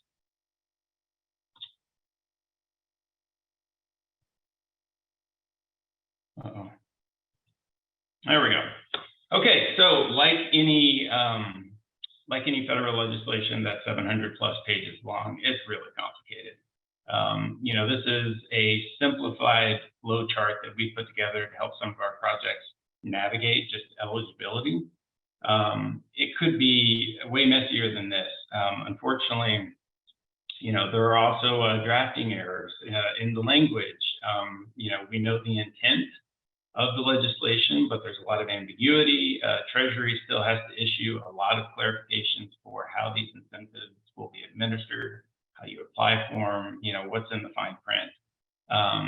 We're still waiting for a lot of that, but, you know, at the end of the day, what we're seeing is a system like ground source heat pumps is on many projects potentially the lowest cost HVAC system, for instance. This is a quick case study. We had an orthopedic surgery center in Northwest Arkansas. We were trying to make an HVAC system selection right at the time that IRA was coming out. So we did energy models. We put together life cycle analysis on 3 different system types. And, you know, based on contractor pricing, we had a geothermal heat pump central plant system with a 6-year payback, which is great. But then we layered on a 30% IRA credit, which is actually in reality likely a 40% credit due to the domestic content bonus credit that adds another 10%. So even just at a 30% rebate, suddenly this geothermal heat pump system, which was, you know, a very attractive option to begin with, is a day one energy or cost savings. It should save the project about $3.5 million day one, in addition to, you know, greatly reduced operational costs and operational carbon. The reason that credit is so large is it does not just apply to the geothermal well field itself. It applies to the ductwork, it applies to the piping, the controls, even the design of the project. It applies to the entire geothermal system. So that's $3.5 million that can be spent on other things in the project. It really is making systems like ground source heat pumps a no-brainer for a lot of projects that we're seeing. So the investment tax credit is available for all of these technologies now. You know, the list has been roughly tripled. And I am going to use that to awkwardly segue into a project that we worked on with Michael Johnson at SB Dumas Ripple, located in Elmwood. it has got all of these technologies, as well as ground source heat pumps. Actually, it should be red. So we worked on a prototype bank branch project for Gulf Coast Bank. This is located in Elmwood, which is a suburb of New Orleans for those of us that aren't local. And also a project that Solar Alternatives is involved in. So the challenge here, in addition to very aggressive sustainability goals, the owner wanted to be able to survive in off-grid mode for 2 weeks and be fully functional, or at least mostly functional. You know, when another Hurricane Ida comes through and cripples the power grid, you know, this is a real possibility. So we settled on a solution that was a combination of smart, controllable electric panels, along with the DC coupled battery and solar system. And so we've had several projects in the past where instead of something like a diesel generator, we proposed a solar microgrid. And when you're trying to explain the advantages of that to an owner, and you know, what the resiliency benefits, and that it is just as resilient and more potentially than something like a diesel generator, it's hard to just say, trust me. You know, they want to see data, they want to see numbers. So you know, when you are you know, doing the calculations for a diesel generator, it's very simple. You know, what are your loads? How big does the generator need to be? How long does it need to last? That's how large the belly tank is. When you are trying to model a solar microgrid, it's much more complicated. And, you know, that solar microgrid can charge from solar that's available in real time. So, you know, it becomes a very probabilistic exercise. How do we give an owner the confidence that this solar microgrid solution is a good fit, and that their building is still going to have the lights on when they need it? So for us, that you know, that starts by defining an 8760 load profile, an hourly load profile for every hour of the year. What we did is we made it's not simple, but in principle, a simple microgrid modeling tool. It just uses Excel. Once you've defined the load profile, about 10 million cells of randomized data later, it essentially does Monte Carlo simulations to predict, you know, what is the solar generation going to be at any given time? What is the load profile of the building going to be at any given time? And what is the resulting state of charge of the battery at any given time? So this is just a quick visualization where the solar is in orange, the building loads are in blue, and then the battery charge level is in gray. So in this case, this is the last few days as the battery is running out. You know, when that gray line gets down to 0, that means the lights are out, and they're probably going to stay out for a little while. But what that allows us to do, the dashboard of the tool looks something like this. So it's running 100 different simulations in parallel, and you know, it will tell you how long did the system survive in off-grid mode. What is the two main metrics to pay attention to: average survival time. What is the confidence that we're going to hit our target survival time? In this case, for this project, which was 2 weeks. And it'll show you, you know, when did the outage occur during the year. It's kind of interesting to study. So, you know, this was a very valuable tool. We felt like, you know, we wanted to have a very high confidence that this building was going to last in off-grid mode for that 2-week target. So, you know, our target confidence number that we wanted to hit was 90%. This is about a 5,000 square foot building. It's ground source heat pumps, very efficient. In order to reach net zero performance with a little bit of solar contingency, we only needed about a 27 kW photovoltaic system.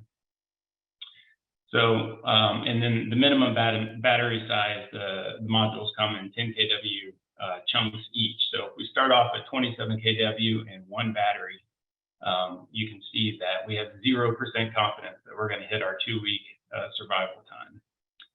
So what's interesting from there are the strategies that are effective. By far the most effective, cost-effective strategy is load shedding, and that's where the smart electric panels come in, when you can intelligently control those loads so that, particularly during nighttime, which, you know, during the wintertime, you've got these long nights that can be difficult to get through, depending on the solar going into the night. You know, if you can really reduce your loads, and in this case, you know, we're essentially only running critical loads at nighttime. We're just maintaining, you know, tempering of the space temperature within the building, and, you know, running the main server loads, and that's about it.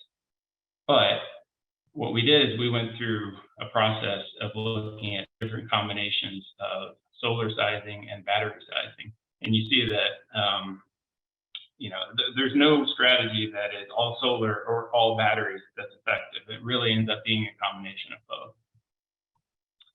So in the end, we landed on a 40 kW PV system with just under 40 kilowatt hours of battery storage, and that got us to our 90% confidence level that we're going to last 2 weeks during an outage. But also, on average, that's 115 days that it will last. So both very important numbers to pay attention to, and we'll see how it performs. But you know, statistically, we should be in good shape if the lights go out.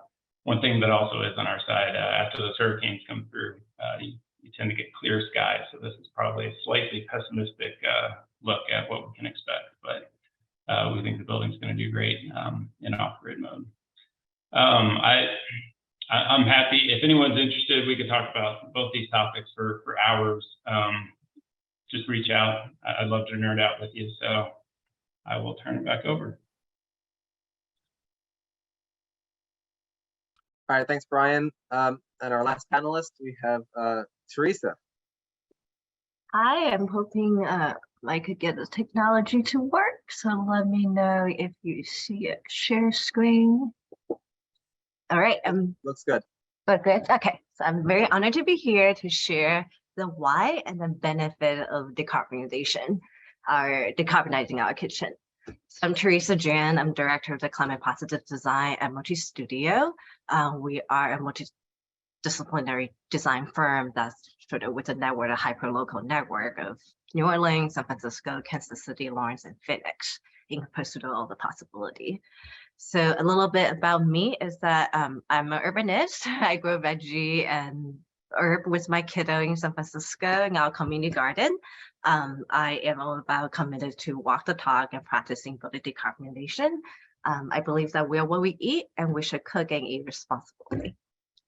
So about 5 years ago, I learned about induction and decided to direct a really short film called Nourishing on Net Zero Feature.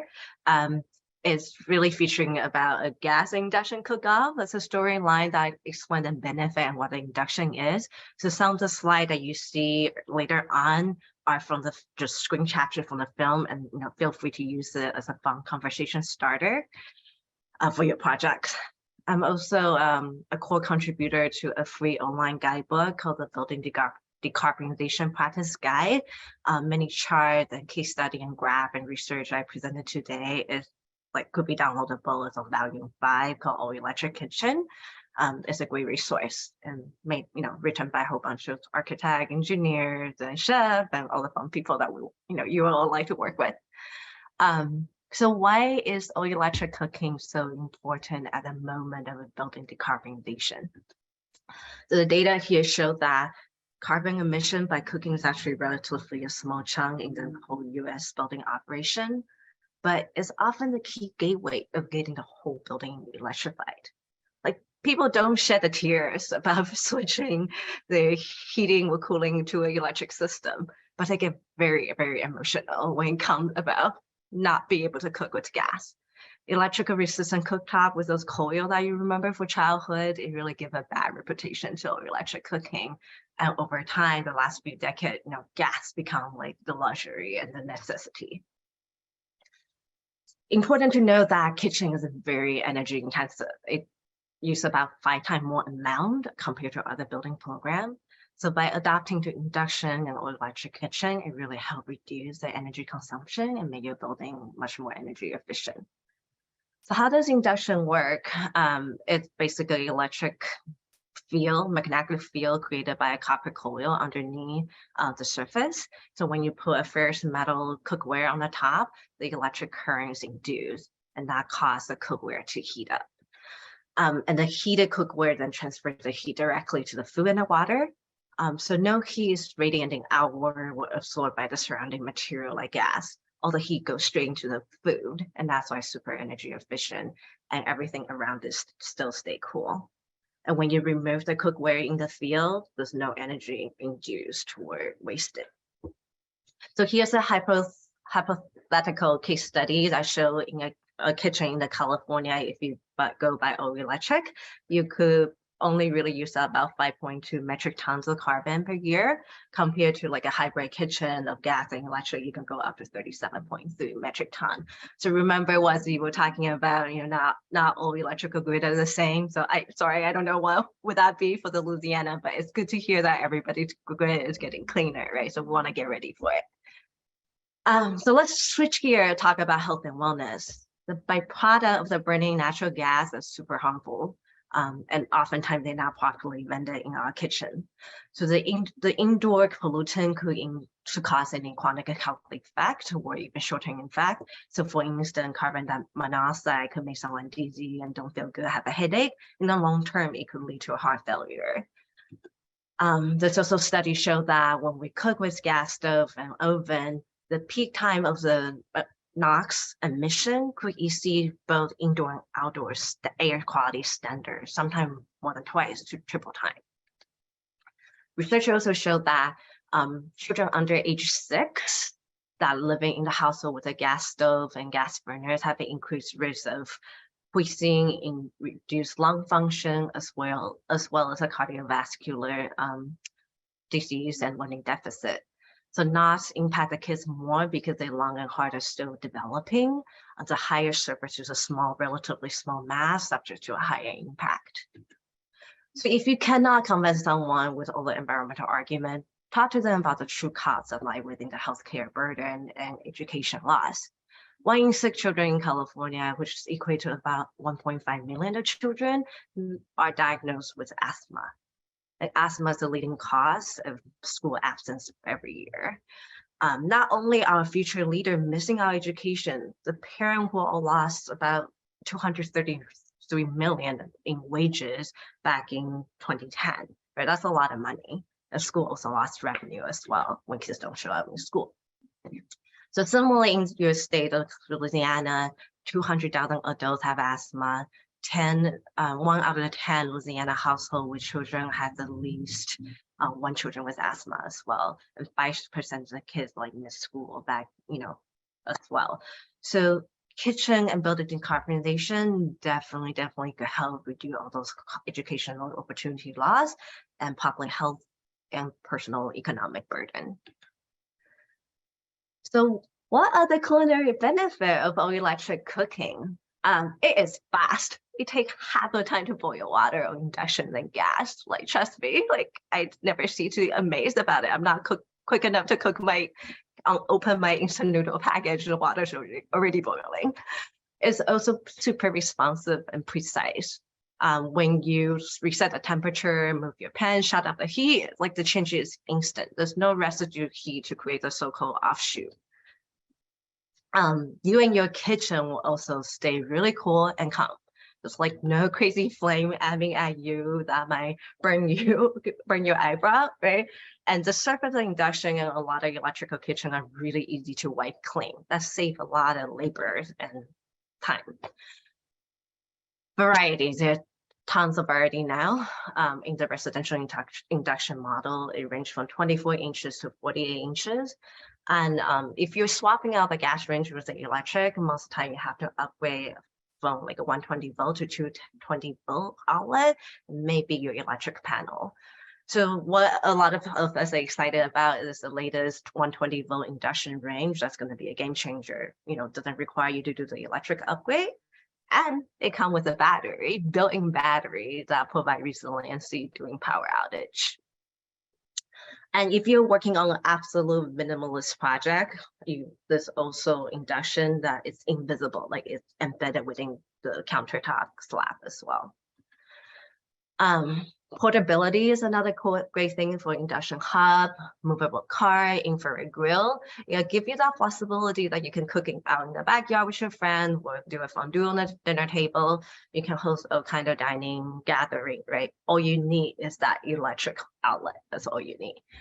I also want to point out that the concave wok cooking help heat up the wok very evenly. It really make wok cooking so much easier to learn. All right, commercial kitchen come with all variety, like it's even more. You get combi oven, griddle, fryer in addition to the induction range.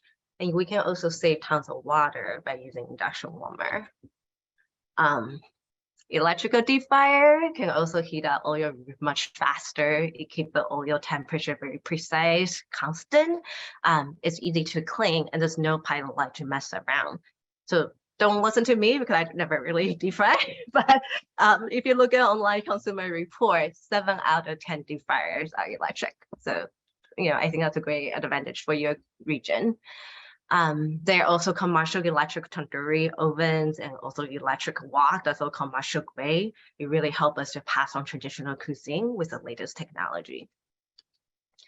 So I want to share 2 built multi-studio projects. The first one is the SFSU Mezzanine Square. It's an all-electric high-performance college residence hall. 5 years ago, when we do the design, we lost a battle to convince the developer to invest on induction ranges for the residential unit, because at the time they were worried that students don't have access to induction-ready pot and pan, but that's not really the concern anymore. You look around, it's everywhere. Fast forward, the ground floor of the development, which is commercial space, are now occupied by an electric hot pot restaurant with induction warmer at every table.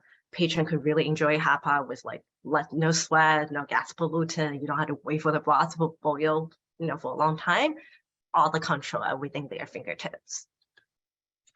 The other project is a Musketeer Culinary Center. It's a central kitchen we designed for San Francisco Unified District for a 9 to 12 school on site, and also this district early childhood education program across the city. So not only the student benefit from the fresh, nutritious meal all made from scratch in the campus, we see that staff and teachers are now showing up for lunch instead of leaving site for better food. The portable induction hob that you see on the screen, they really use to prepare individual meal for children who has special diet requirement. The commercial tilt skillet and griddle are providing batch cooking. According to the main chef, Joshua Davison, the real star of the show is the combi oven in the foreground. The warm-up time is just like induction, is less than 1 minute and never more than 5 minutes. The combi oven can output the same amount of can output the same amount of food of 4 regular ovens. So think about the productivity of it. And I also want to point out that it's so easy to prepare both bake and steam option, which is really awesome for all the local Creole cuisine as well. The chef love it because when they had to deep clean, they just unplug and roll away and do a deep clean on the floor. It's super easy. So climate positive design is what I'm inspired to achieve with all my collaborators. Now we have knowledge, we have technology to really minimize our carbon emission by drawing down the carbon back into the earth, better our soil health. So how does induction or electric kitchen fit into this whole approach? I was really honored to partner with AIM and APDW to do a master plan of the food and agriculture, Center of Food and Agriculture and Marine. The project is to provide resources to think about a healthier food infrastructure. The vision is really to showcase the coexistence of high performance or electric technology with biodiversity. We try to deploy high and low technology like biodigester, urban ag, just composting station, really show people how do we turn waste into nutrition, just kind of, like the closed loop of our nature. The Center of Food and Agriculture was designed to be all electric, so include a demo kitchen that feature on induction cooktop and also electric oven. It really helped the food vendor, chef, and the community to come together, demonstration, teach and learn, host event. How do we stretch minimum amount of food resources to the limits, right? And then really cook from scratch that benefit our own health and our environment. So call to action. The picture here is a chocolate fondue event I hosted out of Induction Hub for my kiddos' school's fundraising event. My call to action here is one, start talking and learning and trying out the induction if you haven't tried it. Introduce the benefit and the concept of it to all your team or your client. And do it on day one, because it does take time for people to embrace a new way of cooking and really help them to experience it, to change their mindset. I also want to remind, as everybody talk about Inflation Reduction Act, there is, you can get rebate up to about $850 for swapping a gas stove with an electric range. And there will be other incentives for covering all the related electrical upgrade. So why wait? Thank you, everyone. Thanks, Teresa. So many great topics to discuss. Let me jump right in with a few questions. And I have some questions that are directed to individuals, but anyone else in the panel, please feel free to chime in as well. And then anyone in the audience, if you have any more questions, either for based on an individual presentation or just for everyone, just type it in and I'll ask those. Quick time check. Are we going until 30 after or 40 after? Until 2:40. So you've Okay. got about 20 minutes. Perfect. Thank you. All right. So first question for Jeff, and I'm just going to paraphrase, but a question from the audience around solar ready design. So if a client is potentially interested, or an architect doesn't want to kind of eliminate the possibility to add solar in the future, what are the strategies that you can apply to a building to allow for the easy installation of solar panels at a later date? Good question, and I'll probably over answer that, but I'll try to do it quick. Obviously, the keeping roof space available, if it's an urban area with limited ground space, keeping roof space available, corralling all your equipment to the center or north side of the roof is huge. One of the biggest problems we find is that there's just a lot of equipment on a rooftop that gets in the way or dramatically reduces the available space for solar panels.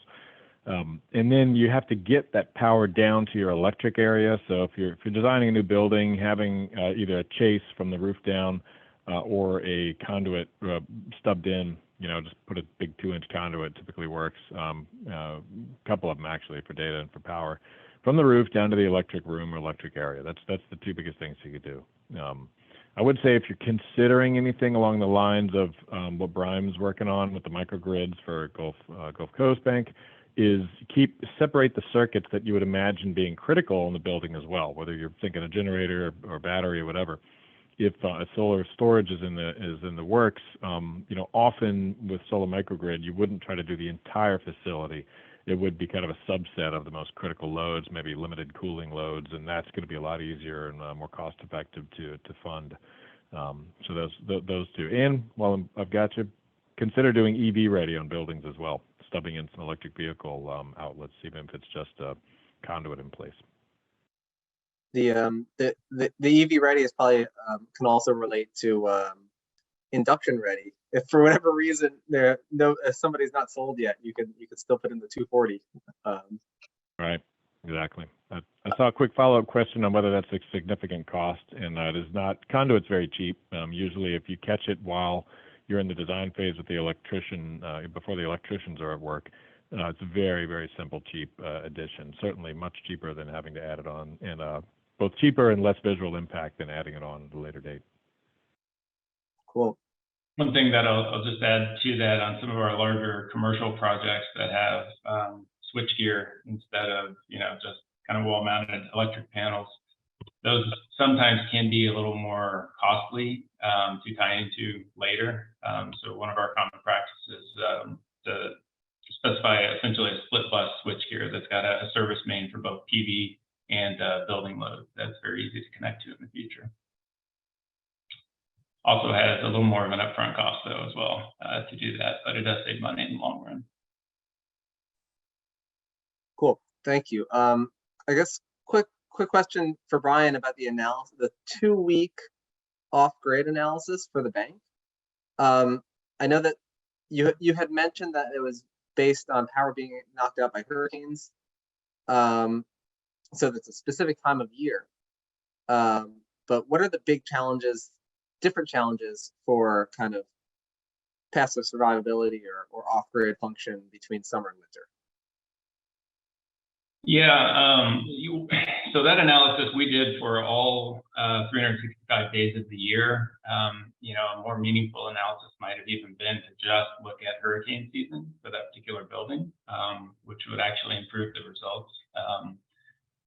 When you do look at annual performance, what you tend to see is it's kind of interesting because it somewhat follows the duck curve in California. You see that it performs really well in March before the cooling loads get serious, but there's lots of solar resource, and a little less well during the summertime.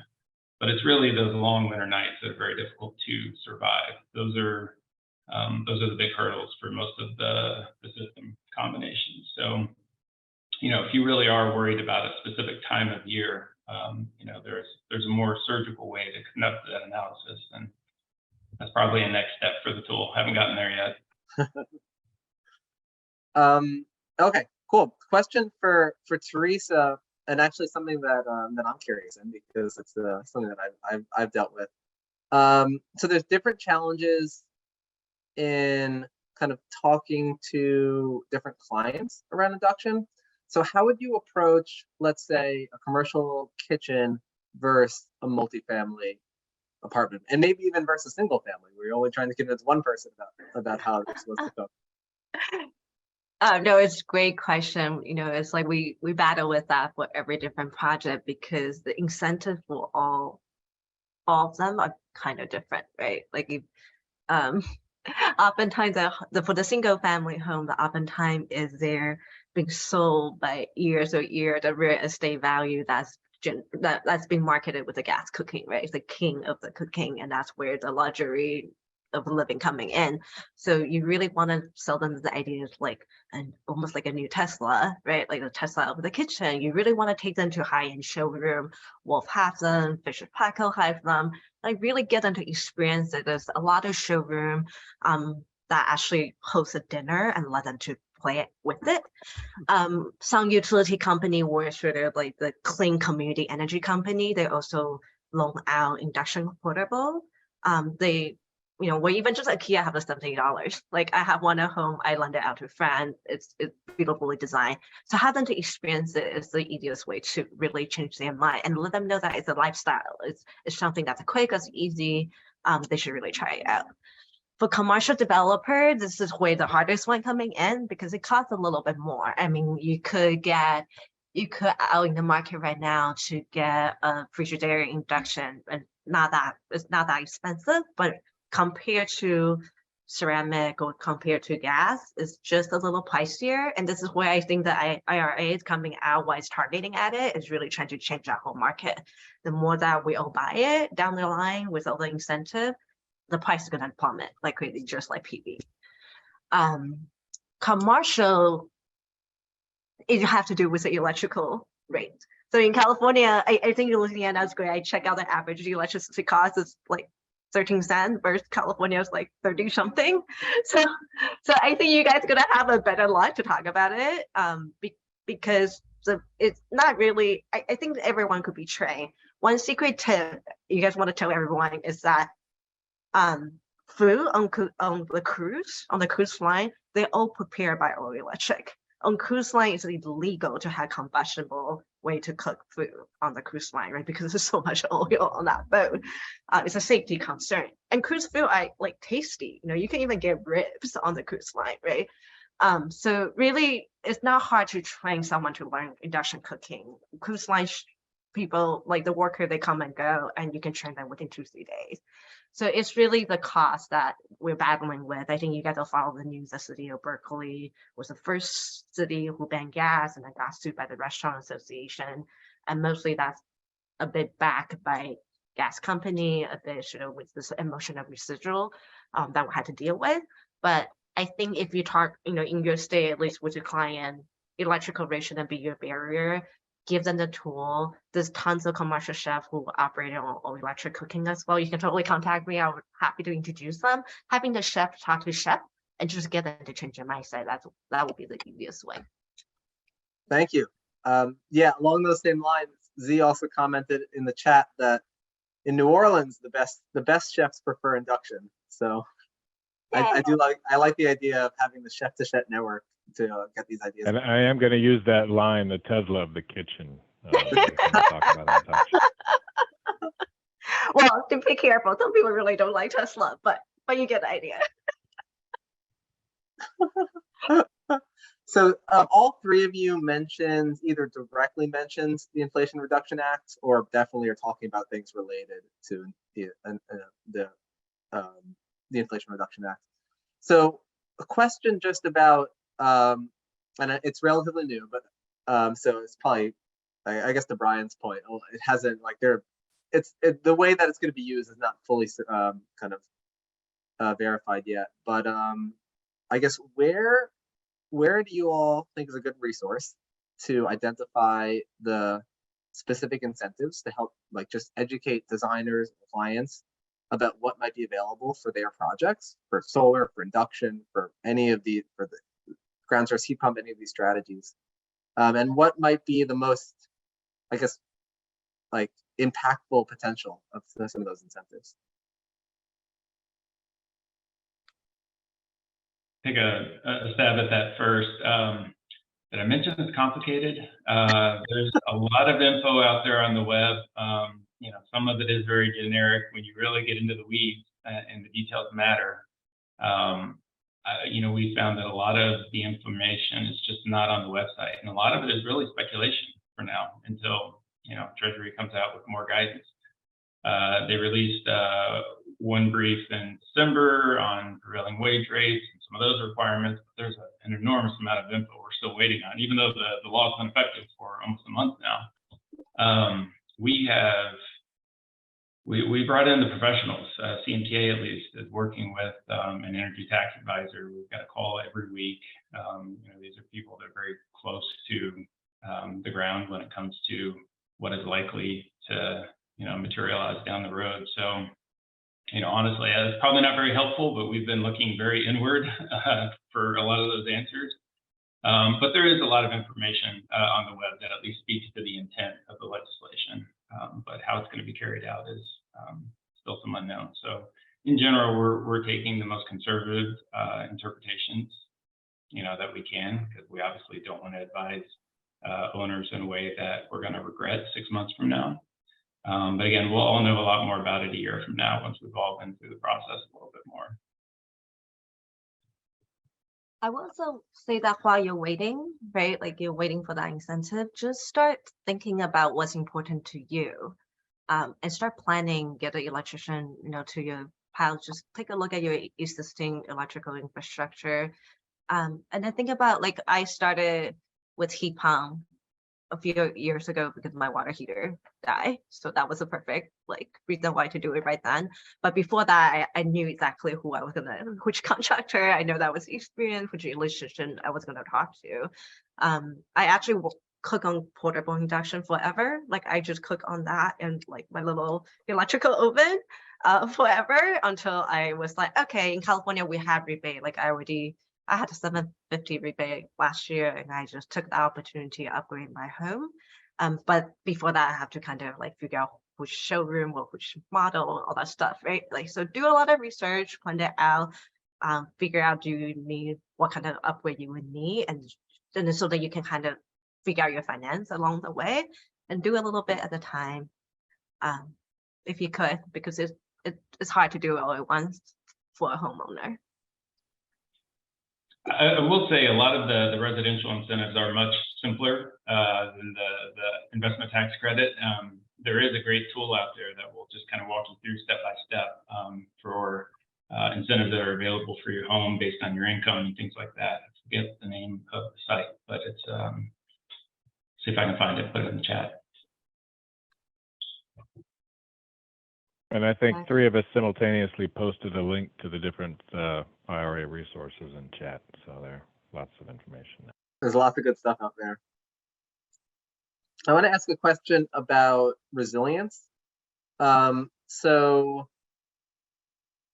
I guess two things. One is that there's people out there who see gas as a resiliency strategy, and maybe some of that came across in like the Texas ice storm a few years ago. And then at the same time, there's also a challenge with encouraging, or that I've had at least, encouraging clients to choose batteries over generators, just from a cost standpoint. So I'd love to hear your thoughts on kind of electrification, battery storage, and resilience.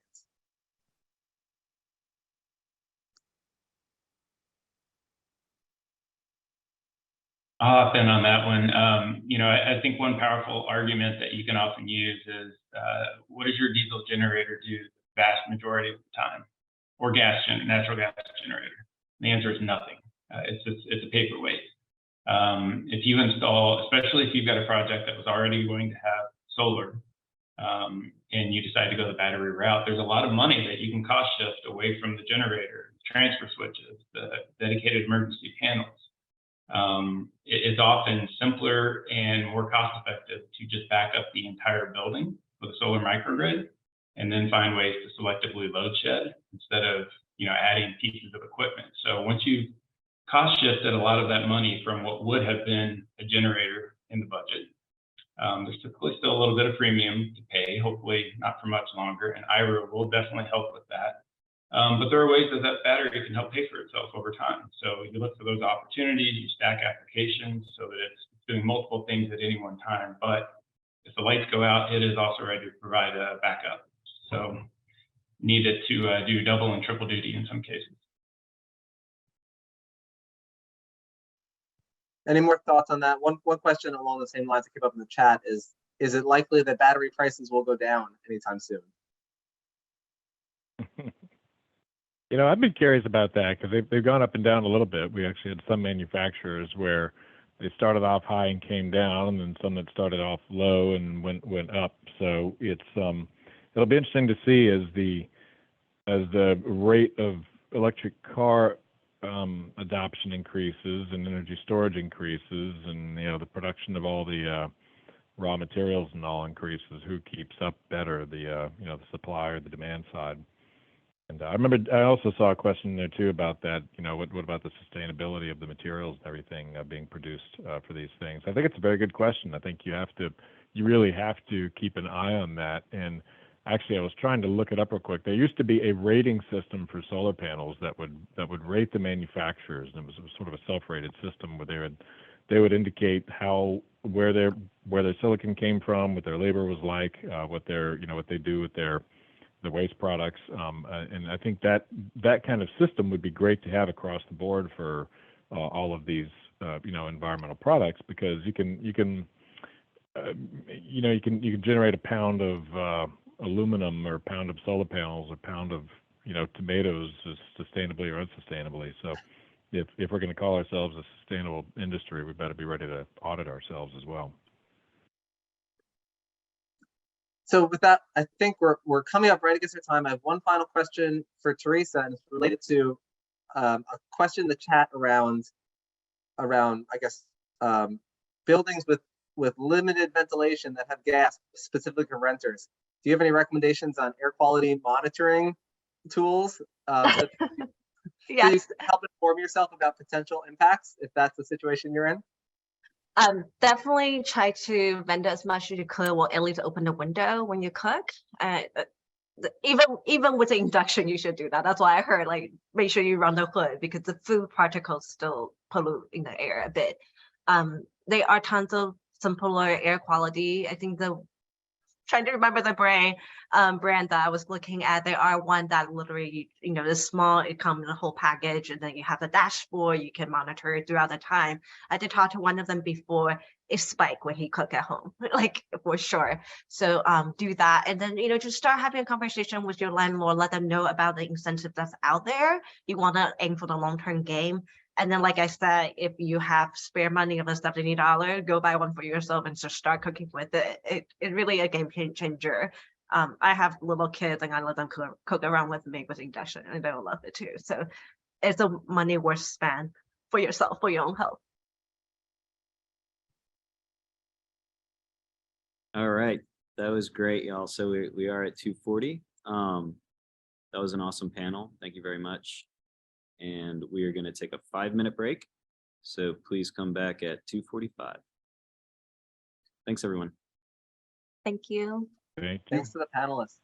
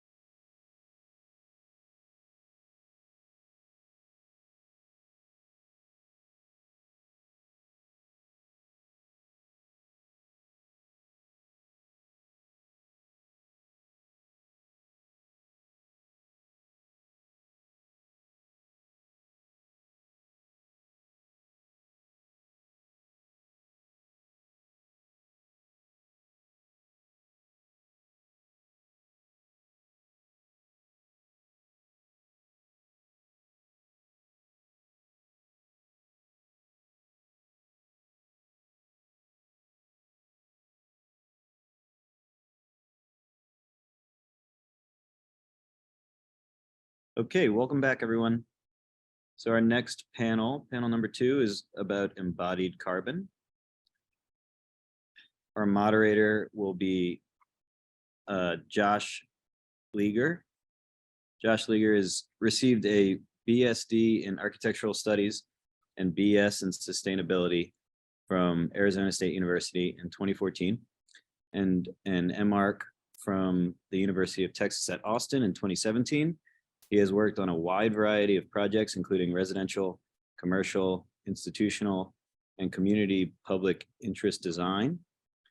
He also works as a lecturer at the University of Texas at Austin and is co-chair of the AIA Austin Coat Chapter. I don't believe I see Josh on currently. So we'll give him a few minutes and he'll start us off.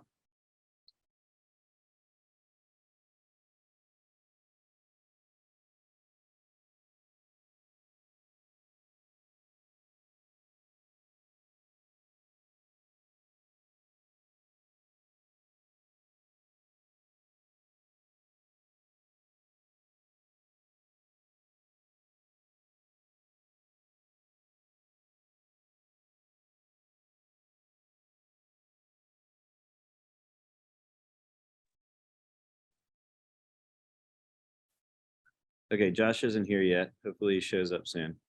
So I'm just going to go ahead and introduce the panelists and we can get started on their presentations. So the 3 panelists are Holly Halton, Sherry Mundell, and Stephen Bingler. Holly Halton, lead AP, serves as the Global Director of Sustainability for Bentley Mills, a California carbon neutral carpet manufacturer facility. Holly is a carpet industry veteran, and a Gallup certified strengths coach who has been with Bentley Mills for over 13 years. She is well versed on the company's mission as well as sustainability issues that affect the built environment. So Holly, do you want to start your presentation? Hello. So I think that someone has stopped me from sharing my video. Okay. Julia, can we try to... It's okay if you don't want to see me. Well, we'll try to fix that in the meantime. Okay. All right. Screen for the slides. Okay. Unless you want to have someone else go before me.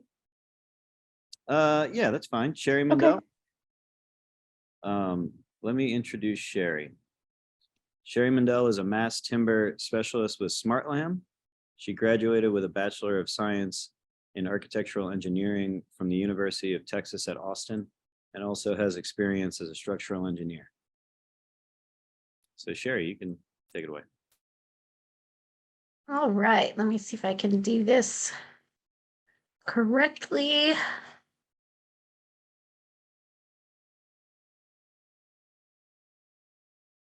Are you seeing my slides? No, I don't think we are. Julia, do you want to stop sharing? That might be the problem. There we go. Try again, Sherry. Right. Let me stop. This is video settings.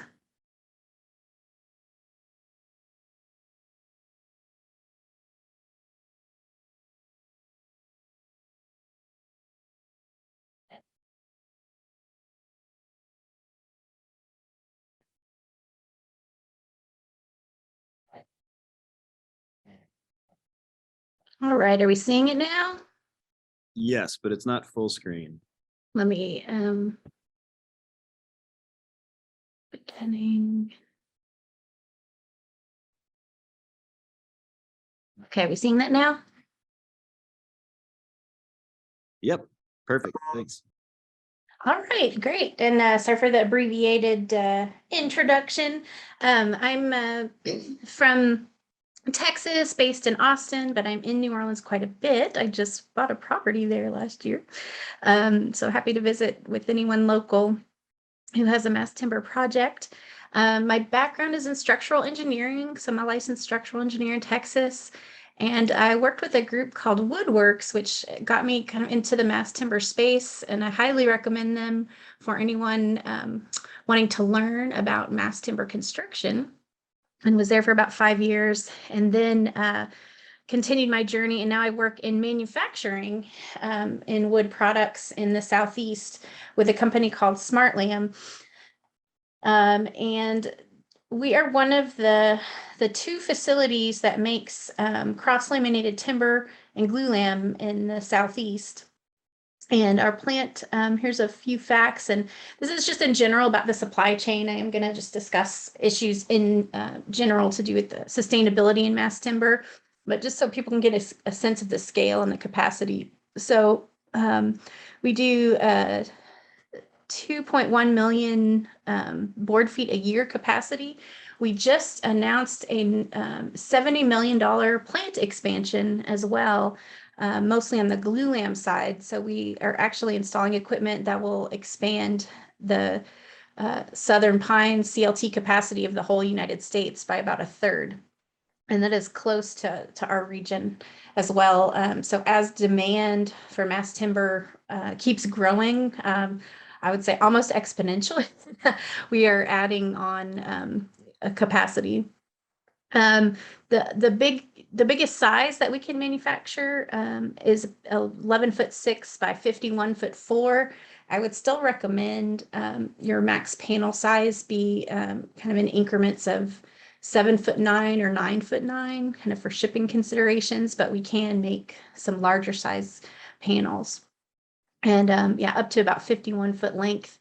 Our glulam, we have 2 ways that we manufacture it, kind of in a manual way, so we can do very large sizes. And we also have an automatic press, which brings kind of the cost of that glulam down. And so we can do the automatic glulam up to about 4 feet deep. And both of those methods, we can go up to about 60 feet long. So really, we can produce most of what is required in any building. So we heard a mention of mass timber earlier on the operational carbon call. And I think one of the biggest benefits of, and the reason, one of the main drivers people are interested in kind of changing how we do things, you know, with carbon intensive extractive construction, steel and concrete, is the fact that this is a sustainable material. And I think I can't see myself, or is everyone seeing me? I have a sample to hold up as well. So this You look is fabulous, Sherry. Oh, okay. I can't see myself. So anyway, they said to have a visual aid. So this is Southern Pine glulam right here. And I think one of the big reasons we want to build with it is we live right where it grows. And wood is carbon. So it's really an abundant, local, renewable resource. So it's kind of like eating your organic vegetables, and as akin to how we can choose building materials for our buildings. So I think that's kind of the main driver we're here to talk about today. Some of the other drivers are, we just like to look at wood material, right? The concept of biophilia. But you may just want to have it as your building material, even if that is not your finish. Basically, we're using prefabrication, a kit of parts. So, you know, as we struggle with the cost of buildings and labor supply, this fits right into that construction method of delivery, where we're using technology to help address those challenges. And so we basically use a CNC and BIM modeling, 3D modeling, to where everything is modeled and it arrives to the site and is put together. It's very lightweight, so it's really similar to like a precast concrete garage, and how, you know, the scale of the pieces, but they're about 1/4 of the weight. So we have some savings on that. And the more that there is demand, the more the costs are in line with other construction materials.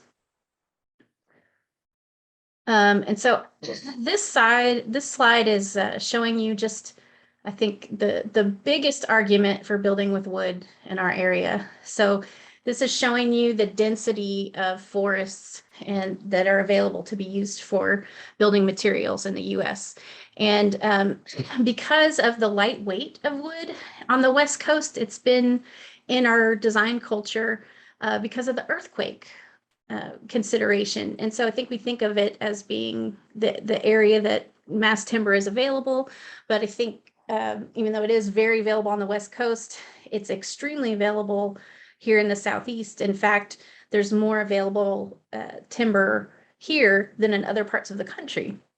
And so here you can see the note, and this is from the USDA, where we have more wood than we used to. So overall in the US, we have more wood volume than we did 100 years ago. So I'm going to talk about certifications later, but just fundamentally, we have a low energy material that is, we have some management and energy that goes into it, but by and large, it is a natural process that we get material basically from sun and water, and it happens to grow right in our backyard. So I think no matter what analysis you do, we do have environmental product declarations available, but the fact that in North America, we've demonstrated that we can keep the lumber volume consistent over time really goes to the fact that we should be incorporating this material more, not less. And from the growth that we've seen, this really has taken hold. And we'll talk about the building code, and really all the pathways have been cleared to use mass timber in our current building codes. So here you can see we have two facilities. One of them is right in the middle of that available forest land. And this is just showing density. So this dark green means that more than 40% of the land there is forest. Talking a little bit about supply chain, I think that issue is one of the things that's a little more complex than some of the other materials from the design perspective. And the way that we are organized is that we're vertically integrated with our ownership is actually mills. So we are getting the material cut right from the log to meet the CLT spec. And that's a very important consideration. And we're basically getting the lumber very close to our facility. And so that helps with the sustainability. We're traveling the least amount of distance possible to get these products built. So this next set of slides is kind of showing some projections. I took these from Softwood Lumber Board information, and just showing you the density and intensity of using lumber. So a board foot is kind of the unit of measurement for lumber, and that is a piece of lumber that's 12 by 12 by an inch thick. So 144 cubic inches of wood is one board foot. And so we can see that there's different types of lumber construction. And so the intensity of that density of carbon per structural system, you can see here. So kind of our typical stick frame structure is 8 to 9 board foot per square foot. And then we go to a hybridized structure with steel frame and mass timber floors. And I think that we're seeing a lot of this type of construction take hold.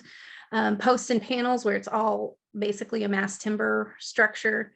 And the more dense we go, you can see the increase of the board foot per square foot use. So that's basically carbon density described a different way.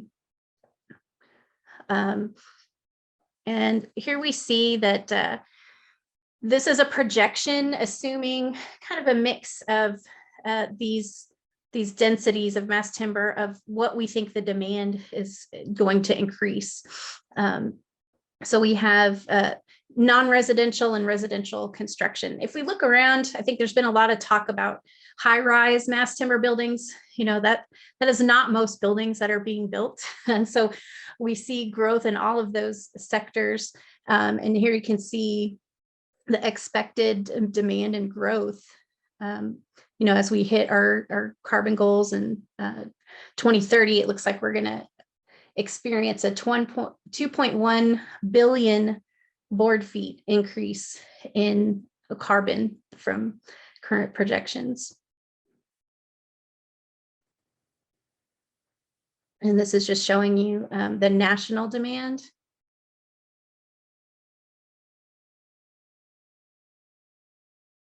And those projections were based on basically a medium case, not a high or low projection.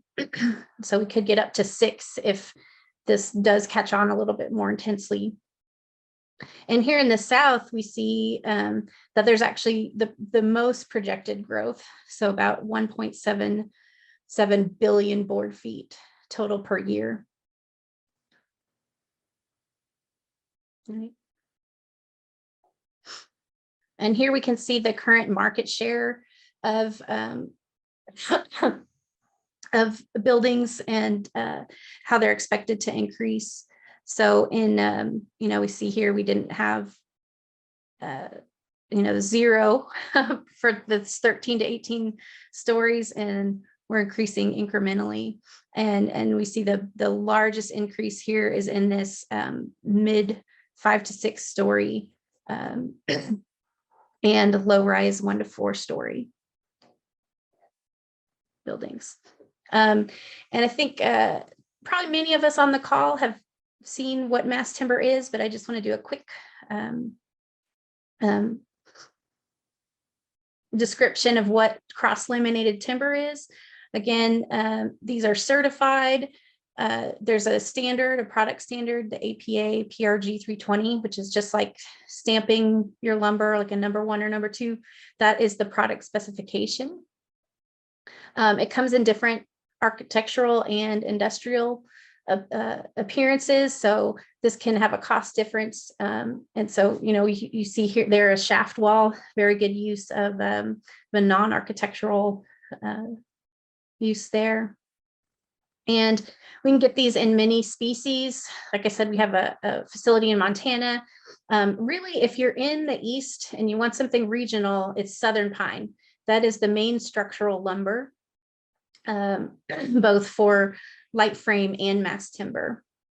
Now, our company, we can mix and match, like put a Douglas fir face on a Southern pine. So we see some demand for that, but from a design perspective, I would, you know, if we want to have the products coming from close by, I would encourage specifying Southern pine in Louisiana, because that is what grows here. And so the V3 grade would be a good example of that. In general, it's like a plywood, right? But instead of veneer lumber, we're using 2x6 that are planed down. So we take that 1.5 inch piece of lumber, plane it down and glue it together, and about 1 3/8 inches thickness for each layer. And we can do kind of some layups that are really designed to match what the structural requirements are. So we're very flexible, even though we have the standard layup where they're just alternating. You see that alt means alternating, and then max for either a fire requirement or just a structural requirement where we need to have the fiber doing more work in one direction or not. So this material does have capacity in both ways, so you can do double cantilevers, but it's very akin to like a concrete flat plate where we might have seen that in the past.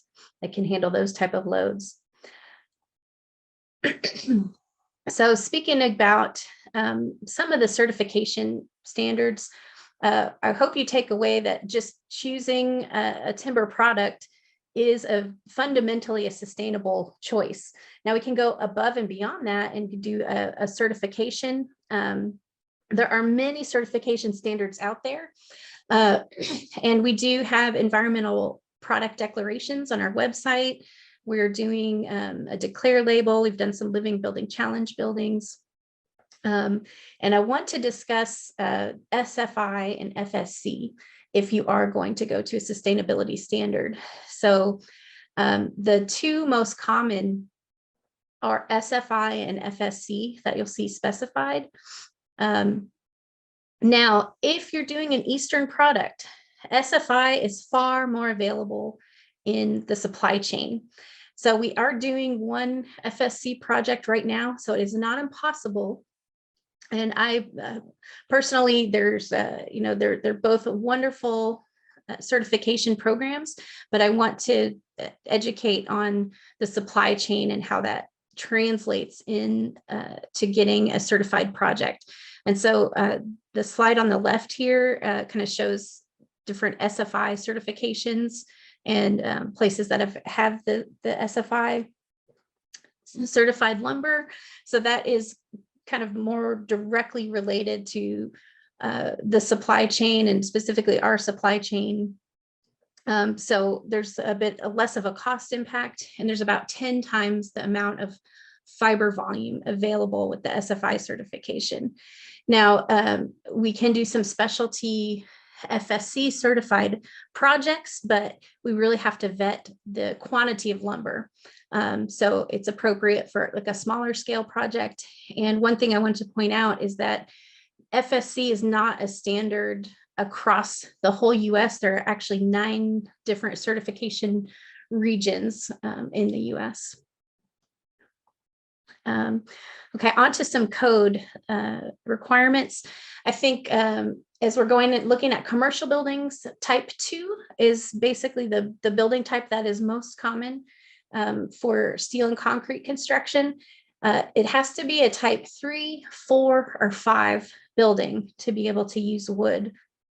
And there has been a big change in the code in the 2021. So we heard earlier that that is now available in most jurisdictions in our region. And so now you can go up to an 18-story building. Type 4C might be the most common with our lower rise buildings. And we can go up to 85 feet there or 9 stories and have the wood all exposed. So type 4B is a nice sweet spot where we can go up to 12 stories, but you have to cover all but about 20% of the mass timber up. In the new 2024 cycle, that is being changed, and you'll be able to expose more of the wood if you have to go above that 85-foot height. And let me know how I'm doing on time if I'm running a little bit past. Just to quickly go through the framing systems that are available. Again, you can mix and match with light framing, but for mass timber only systems, these are the main options: post, beam, and plate, post and plate, honeycomb, where we're just using CLT everywhere, or hybrid with other construction types like the light frame and steel frame. Here you can see to get to the most cost effective per square foot, we're looking at this option on the left where we have some purlins, some girders, and CLT. To value engineer, you want to have the thinnest CLT possible. But sometimes we want to have longer expanses without beams in the way, maybe to run mechanical systems. And so we would look at something like on the right here, where we just have girders and direct to CLT. And here's some more pictures of that, showing how the mechanical systems can be integrated, either kind of piercing through those beams or we have no purlins in the way. This is another framing option where we might run the beams on top of each other.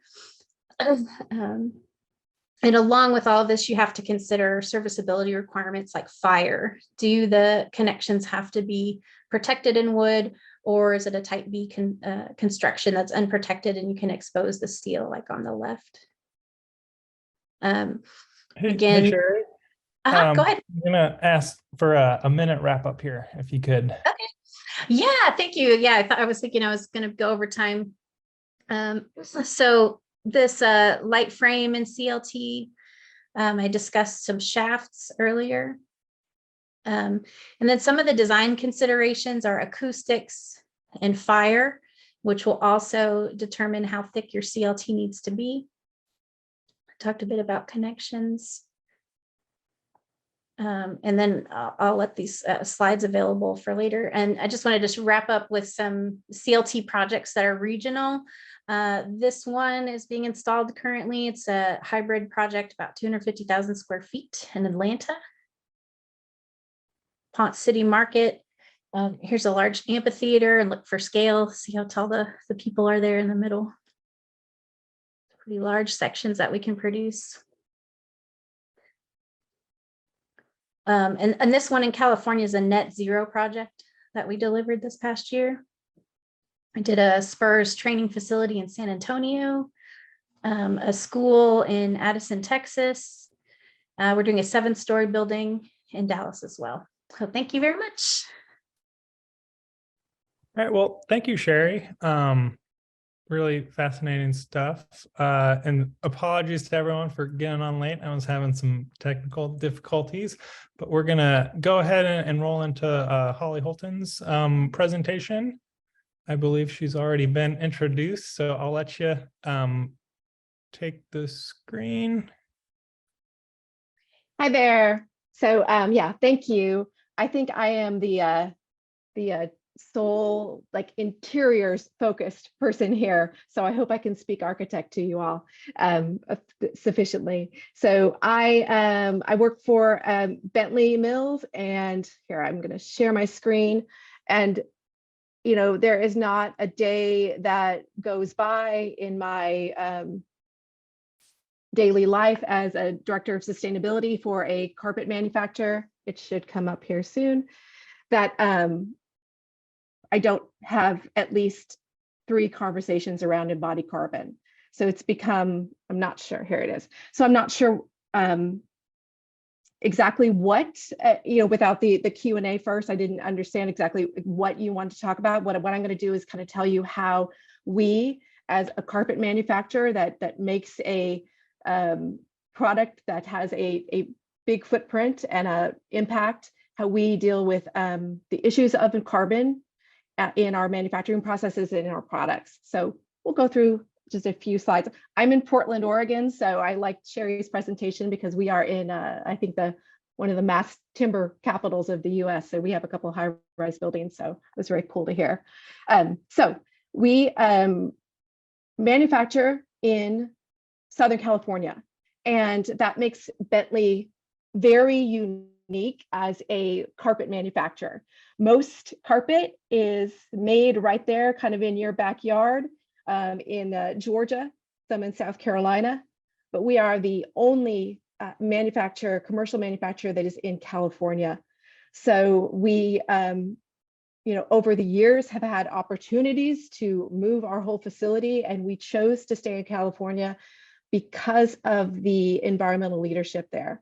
We, as I'm sure you can, understand, and maybe some of you, live in California, is it is really it is a higher environmental standard.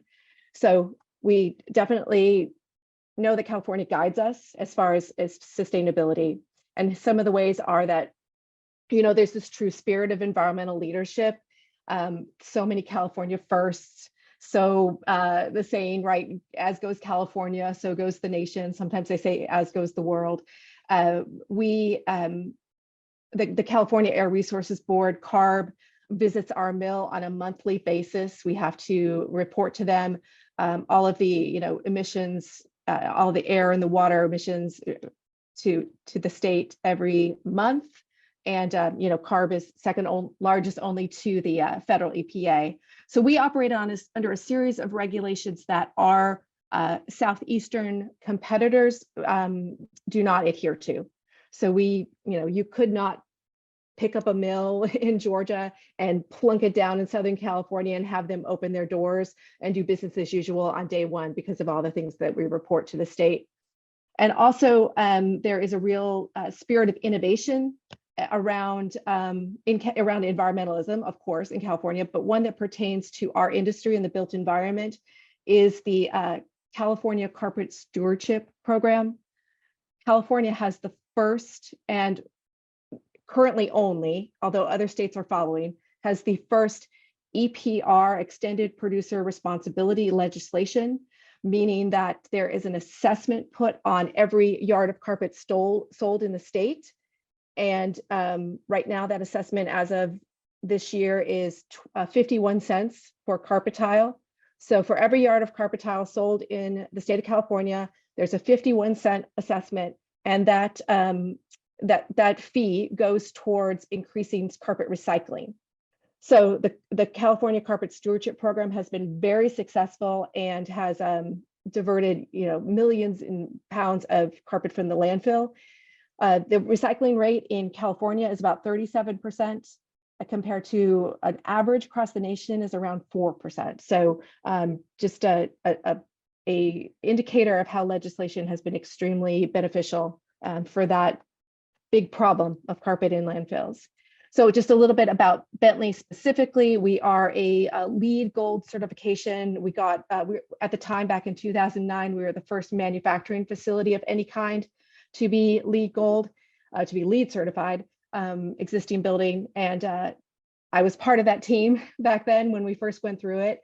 And it's not that the energy and water portions of LEED were just basically, check marks.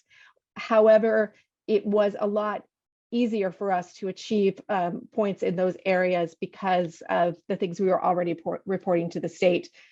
California's had green building codes since 1979. They had the first in the nation. So we've been adhering to some pretty rigorous regulations then already. And LEED Gold, we are a carbon neutral manufacturing facility. Some of that, we operate on 100% renewable energy. Some of that is on-site solar. Some of that is just by, being plugged into the grid. In California, we're 42% renewable. These reductions, these percentages here between our water, our gas, and electricity have been measured over the last 5 years.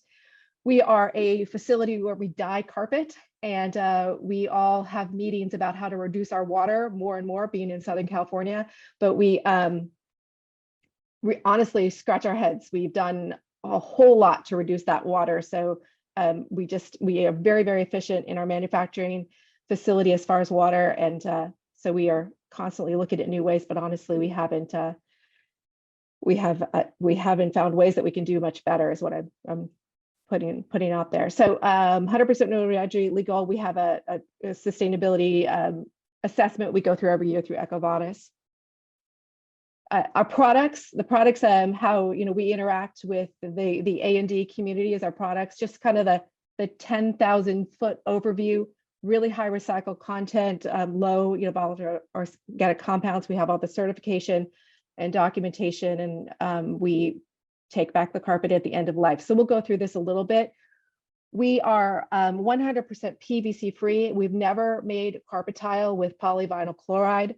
We've always made a dense, low polyurethane cushion until about 7-8 years ago. We came out with a hardback, and that hardback backing is a polyolefin. We created that carpet tile backing through working with Google, and it was really kind of a go fish with the Google Red List around. Of course, it couldn't have PVC; that was never an option. But other things like coal fly ash and other fillers were held back as well. So totally PVC free. It's one of our mandates, and we're very proud of that as well. We have really transparent material strategy, and of course, like as Sherry mentioned, we've been involved with the Living Building Challenge. We of course adhere to we contribute to LEED and to all of the other green building certifications and well. And then we have certifications that are, green labels and certifications. For a while, we're just kind of the wild, wild west and weren't very robust. But I think in the built environment, we have some very good ones that have some real teeth to them. So of course, what you want to look for is multi-attribute, life cycle, and third-party, certifications. For all of our carpets, cradle to cradle silver. We are currently going through the 4.1 silver certification.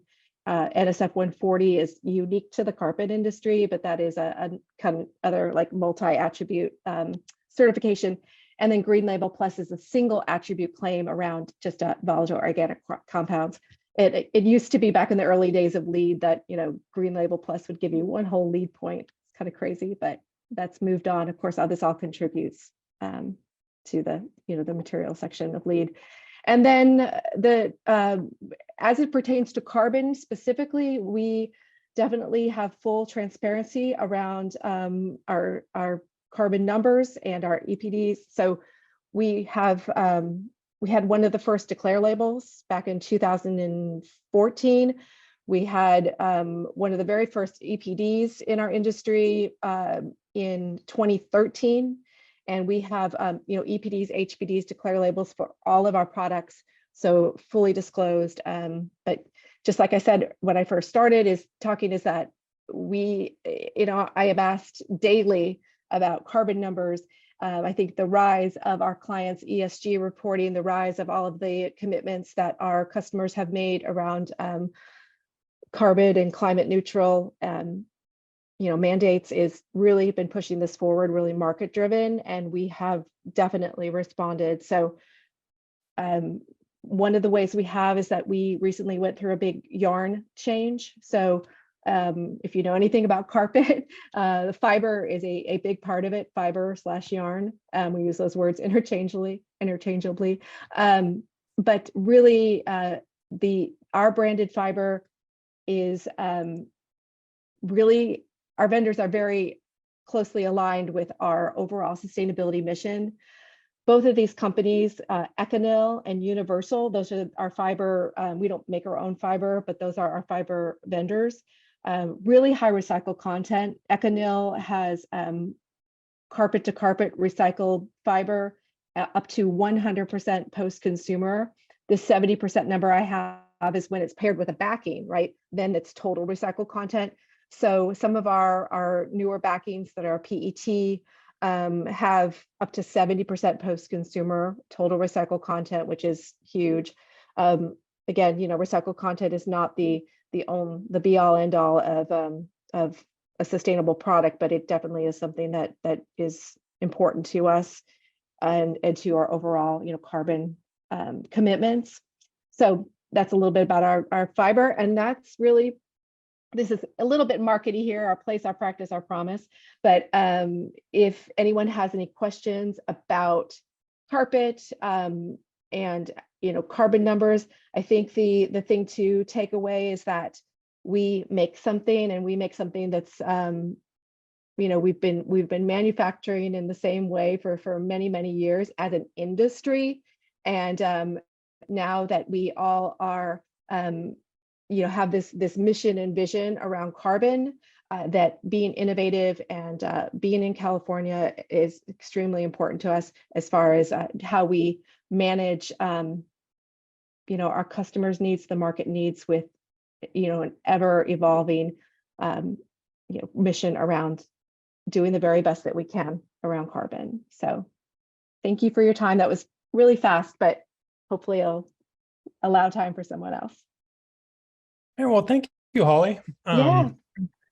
Just a reminder to everyone who's watching to pop your questions in either the chat or the Q&A, and I'll get around to those kind of in order, but also I'll kind of go between the panelists so that everyone kind of has a chance to talk as well. So I'd like to introduce our last panelist here. It's Stephen Bingler.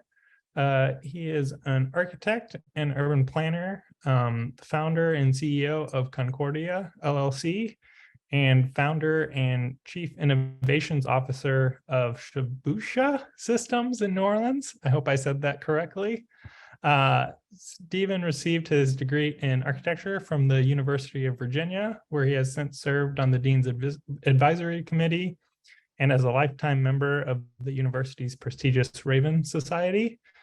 Stephen's manuscripts and research papers have been published in books and journals, and his award-winning projects have appeared in many national publications. So if you want to go ahead and take it away, Stephen, we're looking forward to your presentation. Thank you. One more little detail. I live in a LEED Gold house that I built in 2007.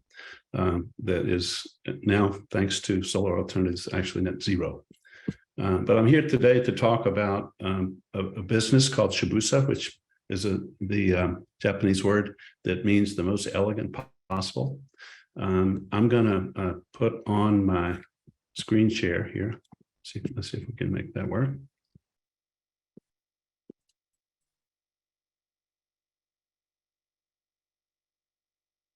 Everybody see? You see this? We can see the PowerPoint, but it's not in presenter mode yet. I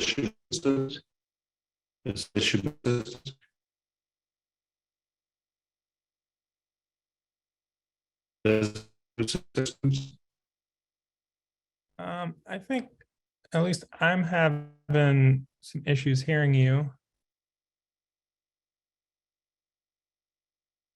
Okay. Turn up the volume. Does that help?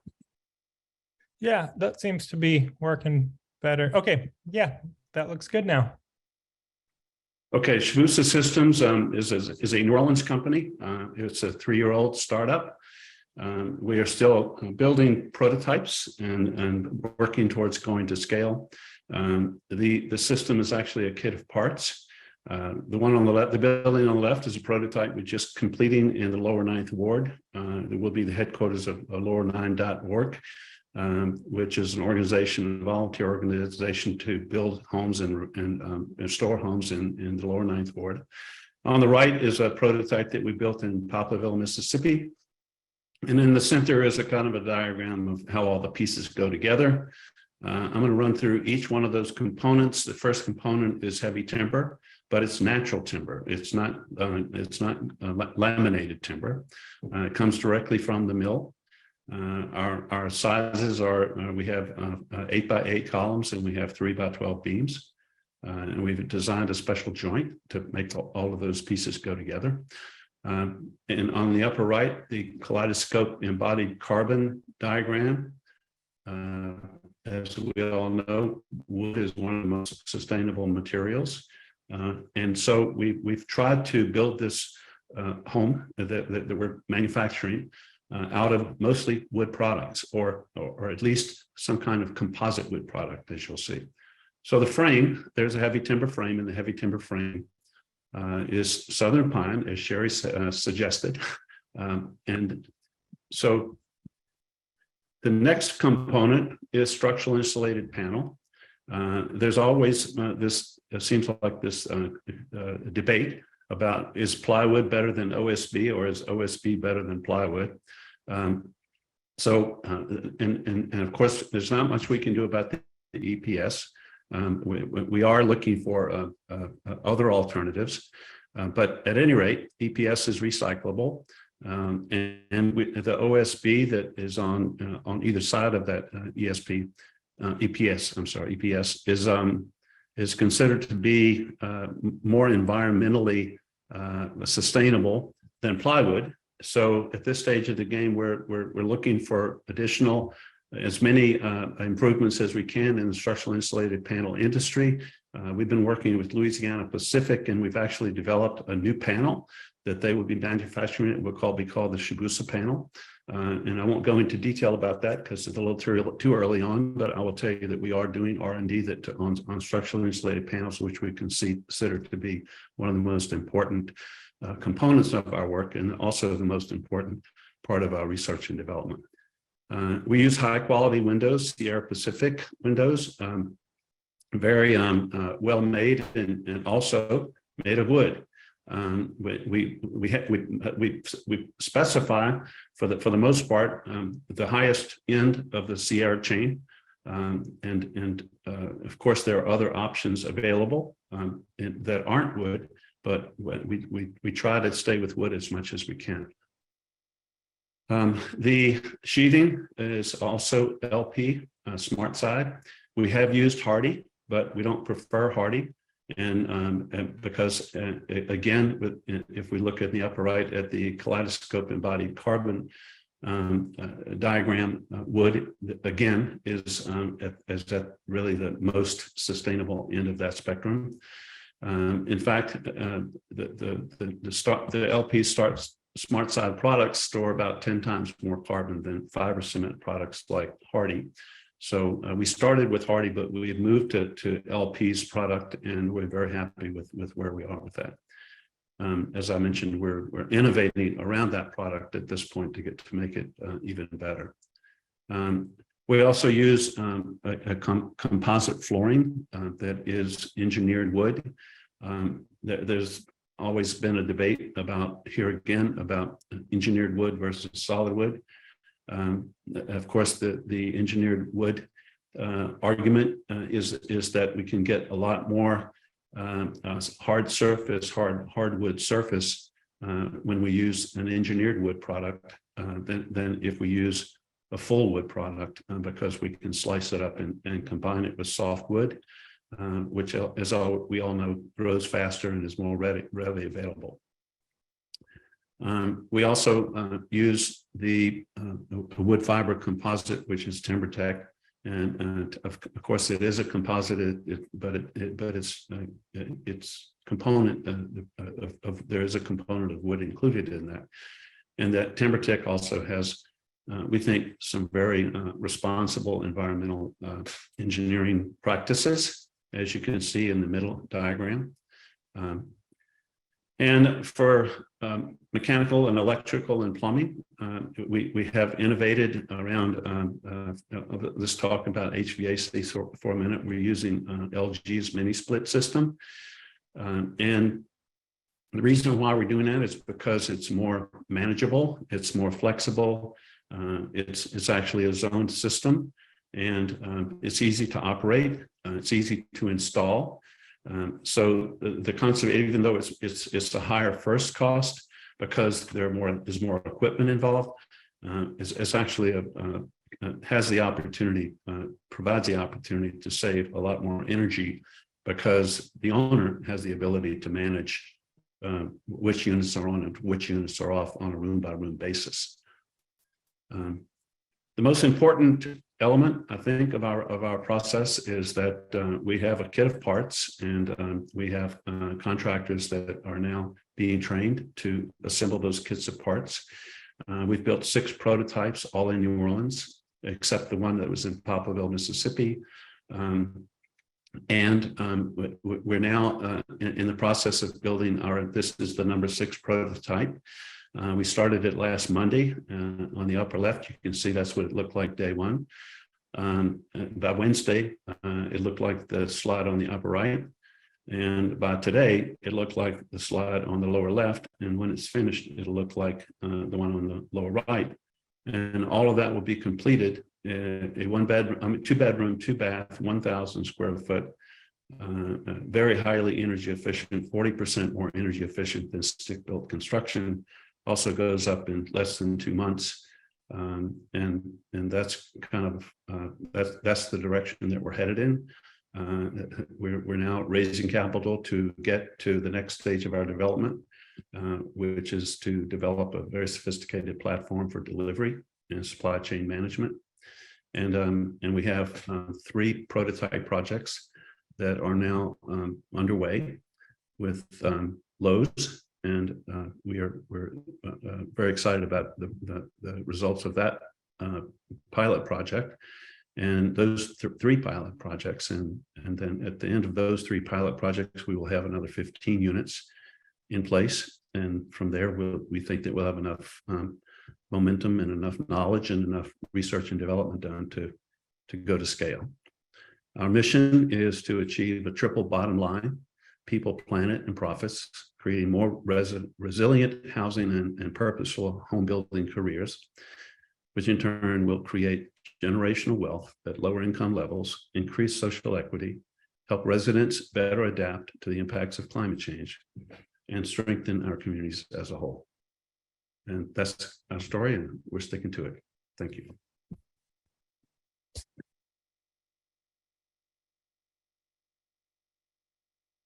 All right, thank you, Stephen. Let's see. you go ahead and stop screen sharing?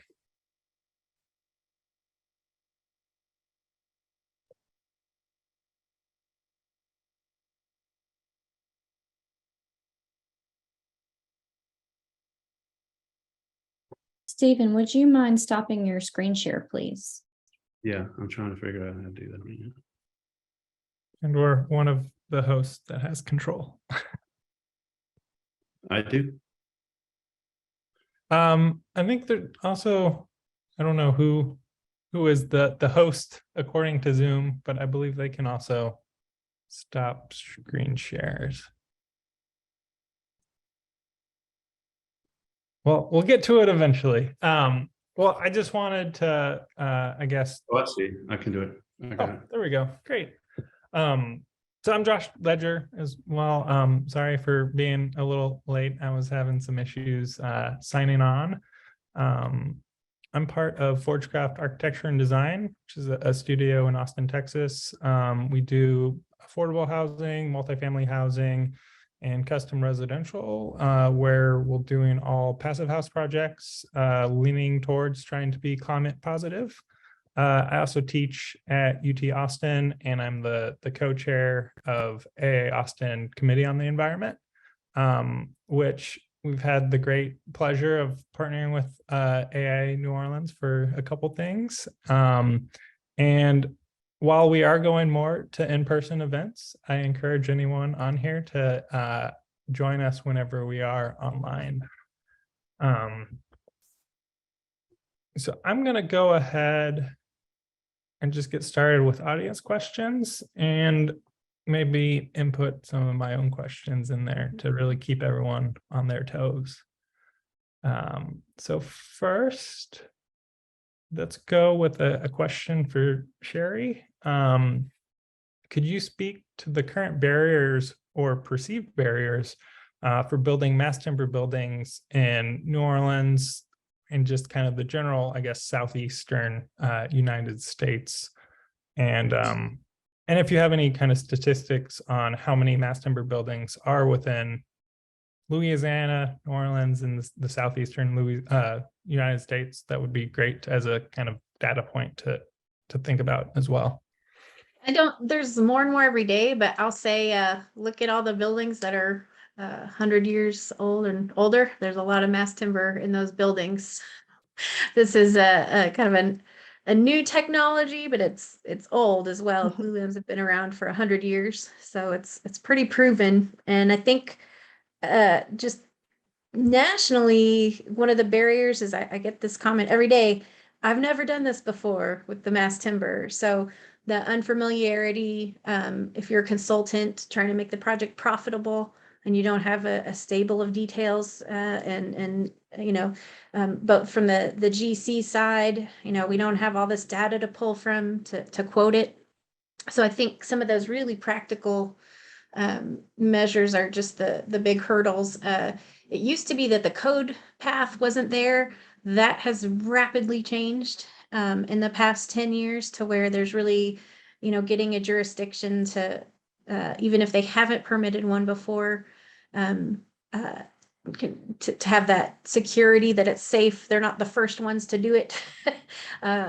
Nationally, I think that's a big one that's been overcome. I think here, since we have Formosan termites and people can see them, there's a big kind of visceral reaction to it, even though they nest underground. So as far as durability, you know, we have all these old wood buildings around that are still performing. And you mentioned you do passive house. So those durability considerations, it really has to do with keeping the envelope maintained and having a proper design to where we're not getting water in the building, which can also mess up all the other structural materials. So, you know, there's nothing fundamentally that makes it break down if we are keeping the moisture out of the building. So yeah, I see a lot of great questions here. Yeah. I'm gonna go to a question for Stephen, and then Sherry, if you want to provide a counterpoint, you can do that if you so desire. Stephen, can you explain why you're using regular heavy timber for the kit parts as opposed to mass timber, engineered timber? Because we're really focusing on the lower end of the market, and we're also affordable housing, and we're also focused on 1 and 2 story and at the most extreme 3-story buildings. It is more expensive to use CLTs, and it also adds a couple more steps to the process. So we're just keeping it simple with we buy the timbers directly from the mill. Sherry, you have any counterpoints to that you'd want to throw in, or do you think he's right on the money? I mean, I would say the affordability thing, just price it out and see what it is. As far as like the cycle and available lumber, you have to cut those larger timber sizes from larger trees. So that's the big advantage, is kind of the predictability of the engineering properties of engineered lumber, and the fact that we can make these big elements out of a smaller diameter, faster growing trees. So it's really 6 of one, half a dozen of another, in my opinion. You have a little bit more control from the designer of exactly what size you need and how much fiber you need to resist that load. But I think there's a lot to be said for, especially on like a smaller scale projects, if it's right there and you have someone that knows how to work with wood, you can do that, but all the sizes aren't available out of just, a regular solid sawn piece of timber. Yeah. And any defects, like if there's a big knot somewhere, that's kind of structurally, you get a lot of reliability out of the engineered products, because they're always quality control tested. But fundamentally, they're the same thing, right? Yeah. And let me say this, that we are not doing multifamily at this point, but when we move into a higher density multifamily, we probably will move to CLTs. It's just that right now, for what we're trying to accomplish, we're trying to keep it simple. That's what Shibuya, as I said, it means the most elegant possible, and that means cost and environmental sustainability. Our buildings are 40% more energy efficient than stick-built construction, for example, right out of the bat, even without solar. So we're just trying to keep it simple. And then when we get those part figured out, and we have already looked at some multifamily, and we have those on our boards, but we're not ready for it yet. Yeah, and I think as the industry grows, there's since we are focused on some of these large volume buildings, there's not the capacity in the companies to do some of the residential scale structures. So I think there's really a place for both of these as there's more adoption of using wood material. We're really in the, like, kind of how steel was in the 1920s. That's where we are in mass timber now. It's just going to continue, and increased demand will make more options and lower the price. And I agree with Sherry. I think what we're talking about is not either or, but both and. And I think both of these products work for the scale that they're intended to. Have you all seen any issues with the local kind of trade base being able to work with either CLT or even the SIPS panels? And if there is kind of a barrier there whenever you go from residential to multifamily or commercial to get these crews to work on projects like this? I'll start with Sherry on this one. And then Holly, I'm going to have a question for you real soon.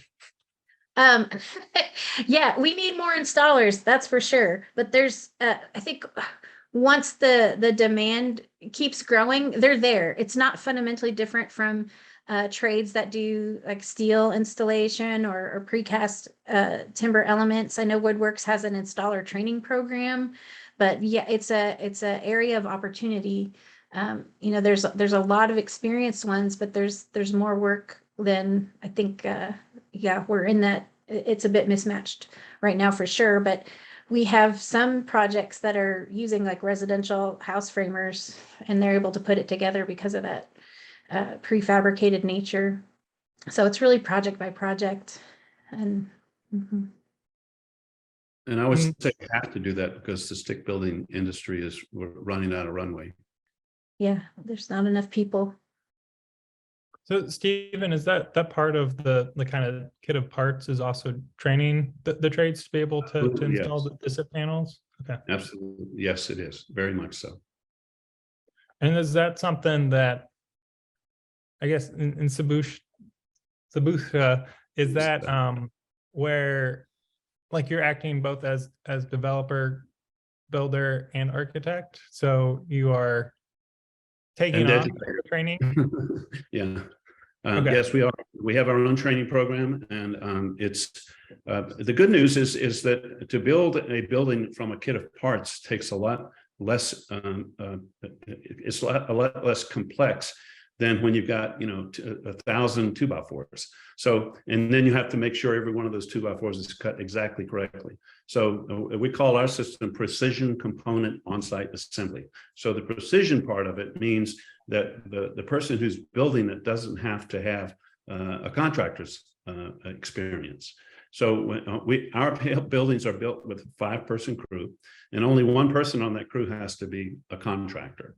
And everybody else can learn very quickly. It's like putting Legos together. A 2-year-old can figure out Legos pretty quick. So it is a very. In fact, we've had some conversations with the city about with J4 at the city about whether or not we need to create a separate class, actually, of not building contractors, but building assemblers. And I would say it's really the same number of people. It's about a 6-man crew that can keep a crane occupied with the mass timber assembly. And another benefit, it's really just prefabrication, no matter what material it is less waste, right? All those offcuts that you mentioned, that's not being thrown away. Those don't even come to the site. Well, we've been talking about structural kind of systems and somewhat kind of the enclosure, which account for that big piece of embodied carbon within buildings. But also, I think something that us as architects might not think about as much is the embodied carbon in interiors, which I know furniture kind of finishes and everything on the interior, like that starts to really add up to something. So Holly, I was hoping you might be able to speak a little bit to what we as architects might be thinking about when it does come to embodied carbon in interiors, and maybe a little bit about kind of Carbit, and if you need something a little more specific to speak to. Sure, I saw Samantha's question in the chat, and yeah, it is interesting to think like, interiors is like my whole world. But I'm married to an architect, and I know he never thinks about the inside of the building, right? But yeah, so it's important to think about embodied carbon in interiors for sure. Not only just because we all live on a alarmingly rapidly warming planet, so anything we can do to move the needle in the right direction is important.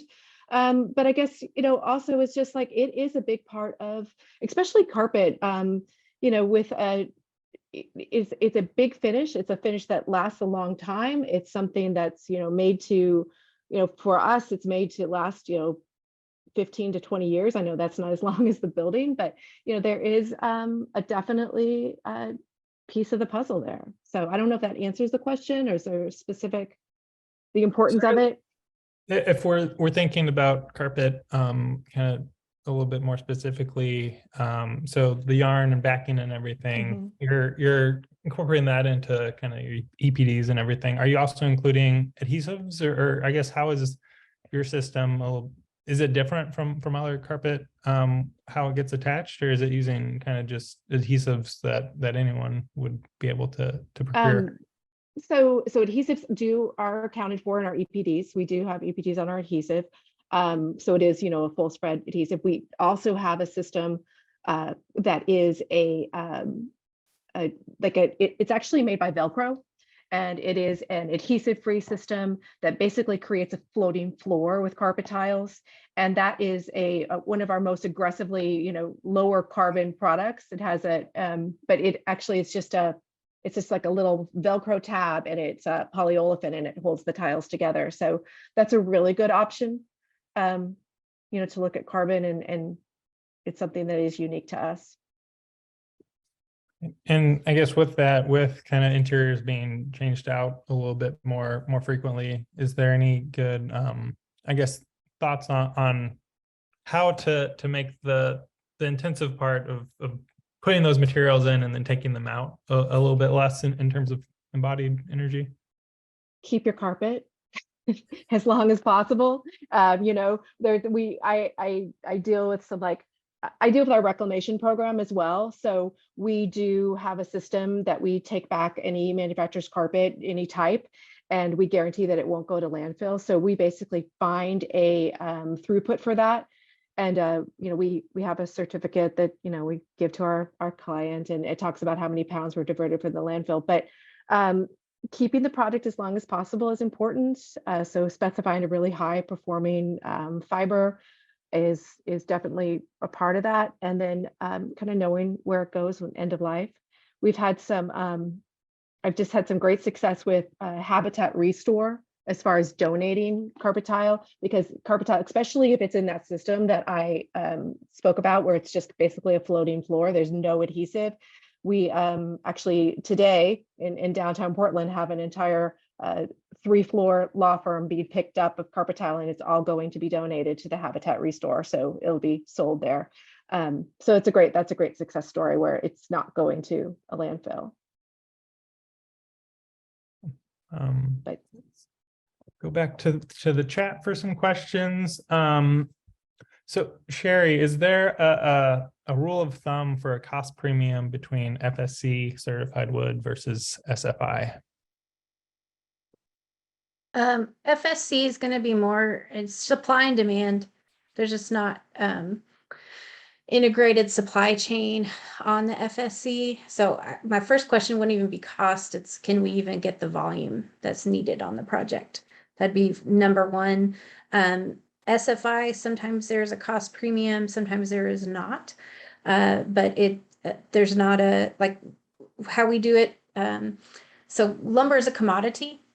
Since we have that vertical integration, a lot of times we're not buying off of the commodity market if it's kind of in our regular supply chain, which the SFI supply is. And so we have to go outside and buy that FSC lumber. So we go and get an actual quote for the volume that your project is. So there's not a rule of thumb. It's very project by project. And it's so new, but I can't overstate it enough. Both are excellent standards. It's kind of an East and West thing. If you're building in the East, SFI is vastly more common as a certification program.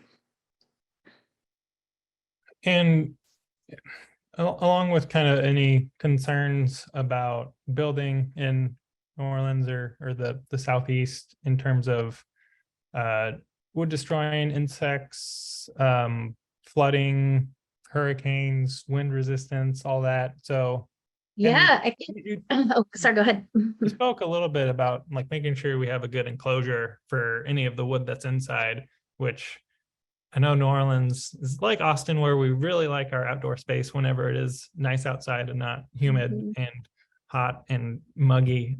So for those kind of areas where we're trying to expose any wood to the outside, how would you kind of go about easing any concerns about I guess. Yeah, and I saw a question about blast as well. So CLT has been tested. You can use it for blast design in federal buildings. So compared to some other types of construction, a CLT wall, it can take the missile impacts from windborne debris, if it can take a blast load from an explosive. So I think it's actually a very appropriate method for occupant safety in a building. It can take a lot of load. It's like steel, where it can take about as much compression as it can in tension. So that has to do with the performance when you're getting a bunch of those load reversals like you would in a storm environment. So it kind of almost goes back to how it would perform in an earthquake environment where there's a bunch of change of direction. So it's high performance as far as resisting those type of loads.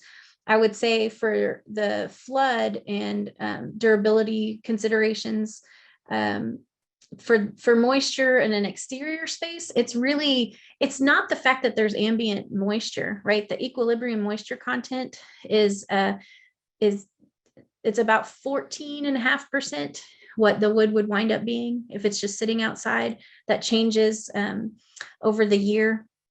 It's about 10% on the inside of a conditioned space. And so where the wood is, it's actually a little bit higher on the outside. So we're not going to have much like volumetric moisture change. We just really have to keep the water off of it. So it's very appropriate for a soffit. Where you have to worry about protection is the bottom of a column base, right? Where the wood is, or where the wind is physically hitting the bottom of that. And so you can do a plinth, right, with a steel or concrete at a column base to lift it out if you think you're going to see some water. I think that's a really good design strategy. And then just as far as the building enclosure, having a moisture meter, if you're ever trying to track down if there's been a leak in the building, that's a really good way to do it. If it's over that, 10% equilibrium moisture content in a conditioned space, you can kind of find that. But if the water's not getting in there, the pests also will not find it. They follow the water as well. So that was a lot of information. Let me know if you want to clarify. I was trying to be quick. Great. So we're coming to a close here to our time. I will say, I have at least one more question that I like to ask in these types of events where we're very all data driven, and we like to think like, oh, if we know all the numbers, then we know all the answers. And this might be more for Stephen, but Holly and Sherry, you can also weigh in as well. But in terms of, and maybe this is a little bit less about like kind of like the kit of parts, because that's something that gets replicated and it makes sense to know like, okay, this is the exact amount of embodied carbon within this, and we're going to place these kind of where we place them. So that makes sense to me to like take the effort to get your real embodied carbon number on there. But for projects that aren't going to get replicated, is there a benefit? Well, no, that's the wrong word. But in terms of resource allocations of people and effort, to doing a whole building life cycle assessment of every single building to get a number and know exactly what our embodied carbon is versus using rules of thumb and kind of comparisons between products to be able to kind of get to a point where we're like, yeah, we know this building is pretty good, but we don't know the exact number that is going to get us to net carbon zero or whatever. So I guess in terms of one, running your architecture firm, what is your kind of best practice? And then two, what should the goal of every architect on this call be, to try to get that exact number, or just use rules of thumb and get good enough? I would never argue with precision, and you've heard me use that word a number of times already. I think that for one-offs, it's really hard to get precise because every architect wants to design a new building and a new plan and a new elevation and different materials and everything else, because that's what we were trained to do. It's part of the reason why I'm fascinated with this notion of replication, because if you really go right around New Orleans, you'll see the same shotgun double, right, on thousands and thousands of them, but very few of them look exactly the same. So we say, well, like we have the cake pan and we just bake the cake, and then we put the icing on differently every time. So the icing is Victorian, or it's contemporary, or it's colonial, or whatever. And I sort of feel like that if we can get to a point where we can produce with precision, and I mean, because it was a question in the chat box was, what does the Historic Districts Landmarks Commission think about these designs? Well, let me tell you, they approved it unanimously in the first meeting. And we also had the same experience in Mobile, Alabama, where they approved it unanimously in the first meeting. We also have a great relationship with the safety and permits, because our product is in the we call it the TSA pre-check line. You know, they've already seen it and approved it 4 times already. So here's another one. They just get out the rubber stamp and they look at the site plan and they say, okay, it fits on the site. We already know the building. You know, now we can move on to doing one of these complicated one-offs, which is going to take us another 3 days. So I sort of feel like there's a lot really in the practice of architecture that is, there's a great new frontier out there that is not about one-offs. And I think that the replication concept, or even the kit of parts concept, is one where we can get to that level of precision, where we can measure more precisely whether we're winning or losing. All right. Thank you. Go ahead, Mike. All right, Josh. I was just going to say, I think we're out of time for this panel, but those are great presentations and a great discussion. And we'll go on a 5-minute break and come back. I'm going to present a little sustainability tools matrix. And then after that, we'll have more Q&A for all of the panelists that are still on. So everyone can put more questions in the chat and the Q&A. And if any of your questions weren't answered, you could ask them again and we can get them answered. So 5 minutes. Thanks, everyone. Thank you.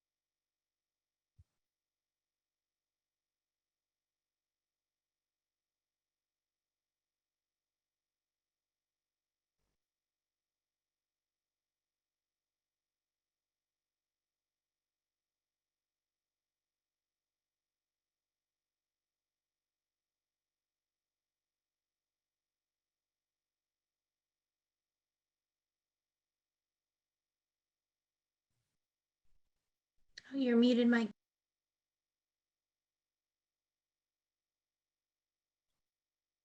Recording in progress.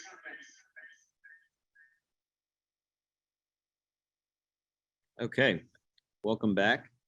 To wrap up, I'm going to present this tools matrix real quick. So Julia, could you stop sharing your screen so I can try to share mine?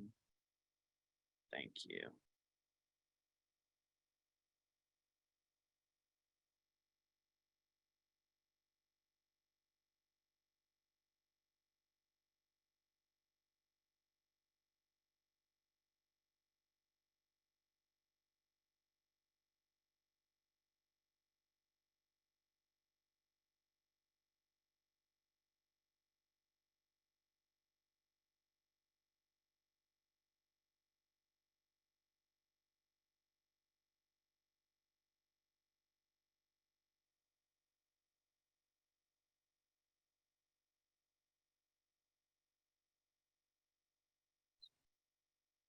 Sorry, y'all, 1 second.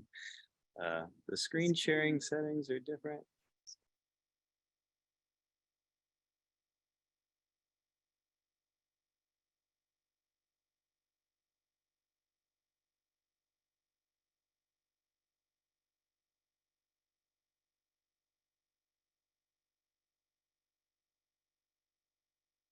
Sammy will try to share her screen with the tools matrix.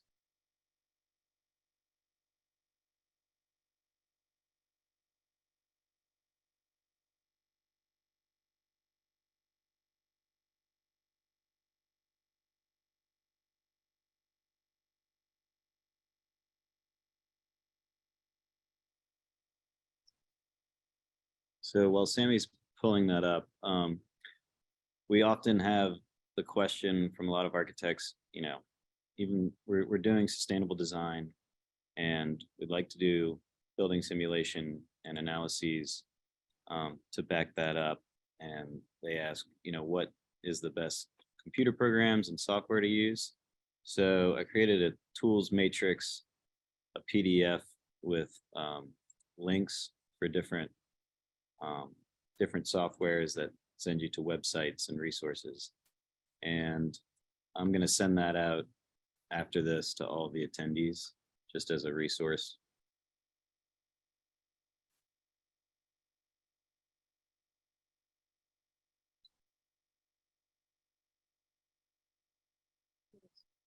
All right, it's coming. All right, great. So, as I said, this is called the Sustainability Tools Matrix. The columns, it's divided by, you know, when in the design process you'd probably be using these tools. So schematic design, design development, and construction documents. And then the rows are, you know, basically different categories of analyses and simulations that you would be doing. So climate analysis is always really important to do at the beginning of a project, just to understand, you know, the climate so that you can make appropriate decisions for your building in terms of orientation, window wall ratio, you know, everything. And so Climate with a K is a really great free resource online where you get a lot of different types of climate analysis graphs, wind roses, you know, thermal comfort, so many different analyses that you can just download. So that's a great tool. Climate Consultant is also a great tool. And then Honeybee is when you really want to get custom with your graphics and your data, and that's a plugin for Grasshopper and Rhino. I think that's still free, but it might cost some money. So for massing and orientation, you know, obviously rules of thumb are very important for these. You know, east-west orientation of linear buildings, for example. But then there's also Insight for Revit, which you can do solar insolation studies and multiple different things to help you understand which way you should orient the building, and how your massings can have an effect on the energy use of the building. And then exterior envelope, ASHRAE, it should say, well, now it's interesting. This is saying ASHRAE 2016, but now we're using the latest ASHRAE energy code in New Orleans. So when you use that, you're doing very well. So code minimum now is great, as you heard earlier. And then Woofy is an interesting program where it's very simple to use, and you just basically plug in shapes that make up your exterior envelope section, and it'll give you a lot of information about energy, but also condensation, things like that. Therm as well, they're similar. And then, so EUI targets and energy modeling.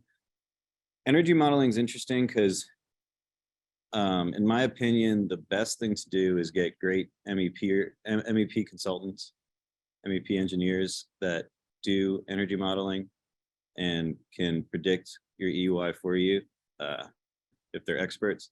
Like CMTA, for example, is a great MEP engineering firm that does energy modeling. And that to me is kind of the best way to go for energy modeling in general. But that usually happens in design development or construction documents in terms of like an eQuest energy model, which is a program that engineers use. But in schematic design, the best thing to do is really use your rules of thumb and just design well. And then if you want to come up with an EUI, there are some great tools to come up with your predicted EUI early on. Zero Tool is one where you can plug in your building information. It can tell you your baseline EUI and your target EUI, or you can come up with a target EUI for that based on 2030 commitment and other things. The Way Too Simple energy model is actually a creation by Z Smith, which is an Excel spreadsheet. That's also, I highly recommend using that. And I think we've shared that before, and I think Z is okay with sharing that. And then ASHRAE Advanced Energy Design Guidelines. Just using that as a resource is important. And then Insight for Revit, Insight 360. This is a great tool, but I caution that unless you're a real expert at it, I wouldn't trust the predicted EUI, down to the decimal point. If it's 37.1, know that that's probably a range because it's not the most accurate, but it is a good tool to get an idea. And what I love about Insight 360 is you can see which changes you make in the model, which give you the biggest impact. So it can say, these 4 different orientations, this is how big of an effect it has on your EUI. And I like using it in that way. There are a couple tools on here that I'm going to add before I send this out, which is Cove Tool and Climate Studio, which are similar. They do many things. So like daylight analysis, energy modeling, carbon accounting for embodied carbon. And Cove Tool has a similar setup where it's easy to see when you alter the design, how big of an impact it has on the EUI. And then, so daylighting, definitely rules of thumb. And then daylighting pattern guide is a very good resource that's online. And then Lightstanza is the program that we use in-house, and it's a plugin for Revit, and it seems to work very well. But it is very important to make sure that you're putting all of the inputs in exactly right, or else you're going to get bad results. Garbage in, garbage out. And then Insight for Revit is a little more clunky, but that's a good daylighting tool too. Carbon accounting, looking at EPDs of materials and understanding the global warming potential is really important. And EC3 tool is a tool online where they have a huge database of EPDs, and HPDs, and it compares those for you for different types of products. So you can easily kind of go on there and see what, what would be the best product to choose in this situation. And then Tally is a LCA plugin for Revit that is a great tool for doing an LCA analysis, and it works really well on Revit. Healthy materials, we got HPDs, that's health product declarations on products, and that's just really like when you're specifying products to look at those and make sure that you're specifying a product with an EPD or HPD, and make sure it's it'll tell you if it's a healthy material or not. Red List and Declare, Home Free, Healthy Materials Lab, and Building Green all are great resources online that kind of help you compare materials in terms of health. And then at the bottom, you'll see some general resources, the 2030 commitment open office hours. I'll double check to make sure that timing is still right, or you can call them and discuss. AIA Framework for Design Excellence is a great framework, and that's created by Coat National. And then the Coat Super Spreadsheet was created by Corey Squire. And that's a very big Excel spreadsheet where you can track almost everything there is to track about sustainability in your building and design. So we will share this soon, and I'll make sure to update it. Thanks. Great. Thanks, Mike. I like to see your face. So I want to open it up to see if there's any questions for Mike regarding this amazing resource that he's put together, and then also I actually have a question for you. My question was going to be in regards to existing buildings versus new construction. If we're looking at some of these tools, are there any that would maybe you would rule out for an existing building, or that you would lean towards that is better for analyzing as close as possible with an existing versus new construction? Well, I think I guess some obvious ones are, using Insight for Revit for massing and orientation wouldn't, because you already have it there unless it's an addition. But no, I think all of these you could really use, if done correctly, for an existing building too, because we're usually modeling the existing building, if not completely, but in part, in our Revit model or whatever you're using. And so these tools are capable of also seeing if, how it's performing for the existing building too. Okay. And then my second follow-up would be, what would be the easiest learning curve, or the smallest learning curve out of these tools? Someone who's just getting started and wants to kind of take a stab at it for their firm, or maybe they're a sole proprietor, maybe it's just them. Yeah. I'll mention a few. So Climate with the K, that is so easy to use and online and free. Anybody could figure that out immediately. Looking through ASHRAE, if you understand where to look, then that's pretty, it's explained well how to follow those prescriptive values. Zero Tool is super easy and intuitive, that's online. Z's spreadsheet, the Way Too Simple Energy Model, is an easy one. Advanced Energy Design Guidelines. The Daylight Pattern Guide is very easy to learn. And then all of the websites for healthy materials, and just learning how to read EPDs and HPDs isn't difficult either. And EC3 tool too. Those are all extremely easy to learn. The other ones take a bit more time. We just had a general thought question coming Daniel. New IECC/IRC will require R49 as ceiling and roof. Seems like energy savings gained may be outweighed by increased resources to accomplish. Example, if using bats 2x12 rafters, which is already overkill, is still not thick enough. Spray foam has its own issues in addition to needing ignition barrier, etc. Thoughts?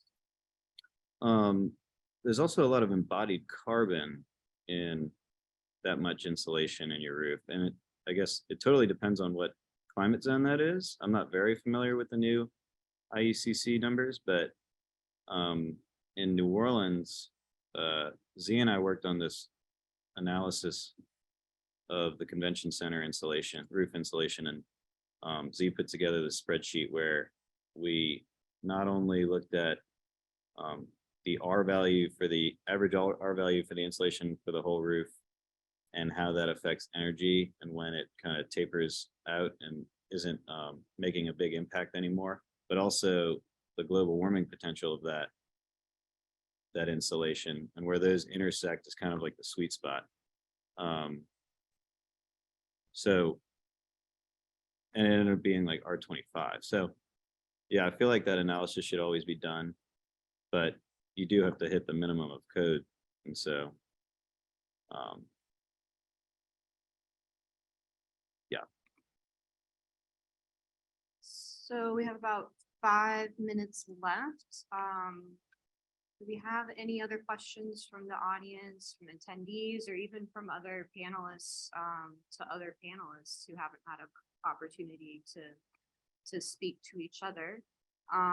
Otherwise, I will move to wrap it up. I see a question that came in kind of right at the end of our last panel, that was for Holly. She's not sure if she's still on. Is Holly still on? Do all I'm the here.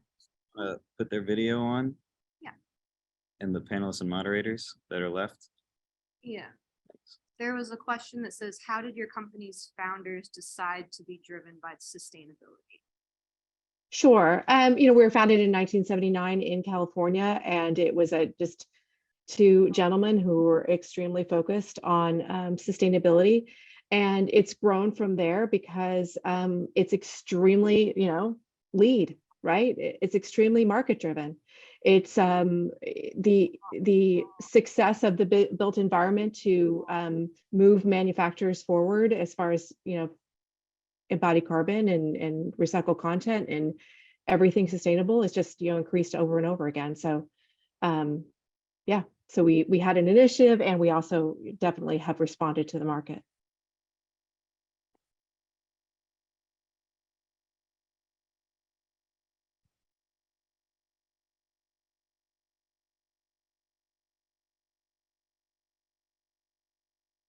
Not sure if you're asking me because I can't hear anything. Oh, Sorry. sorry. We're on mute. No. Okay. it's, Good. Thank you, Holly. Yeah. You dropped an answer to an earlier question. Did you want to expand on that at all? I'm sorry. I kind of missed it when you were muted. So you're saying, I'm sorry. She's talking to Teresa. Okay. Oh. Sorry. No, I don't know how to expand to it because I personally haven't tried those IAQ monitors out, but those are what I learned from in the industry, people looking at those. So yeah, I think take a look, if you're interested in this topic, definitely kind of shop around and see what works for your situation in order to kind of figure out the air quality of your home. And then my last question in general to wrap things up, if those of you who are still with us, when we've been planning this, we've really been also focusing on kind of like how these conversations can lead to action items. I know, Teresa, you spoke a lot about kitchen design, and we've heard about interior finishes, keeping those finishes as long as possible. That has to do with quality and life cycle and whatnot. What would be your call to action? You want to mute us because there's an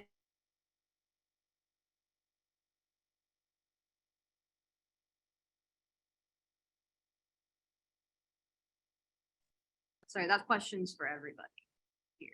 So anyone, what would be a simple call to action, whether it's in your personal life, your design practice, etc.?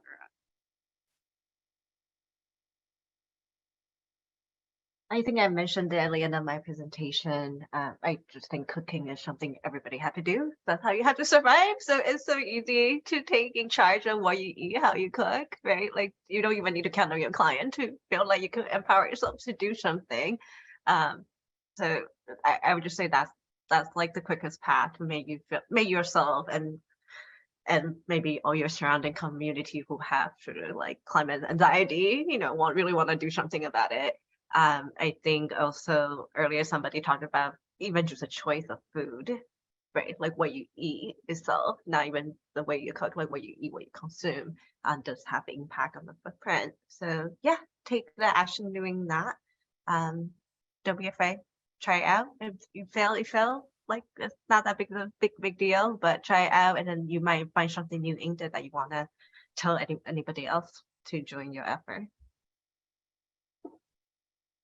Mine would be discussing this with clients. I think we all try to do that and really savor those clients who are already driven by sustainability, but you know, kind of looking to drive that, or you know, suggest greener options to clients that maybe aren't the ones that are primarily motivated by that, but still continuing to bring up the conversation.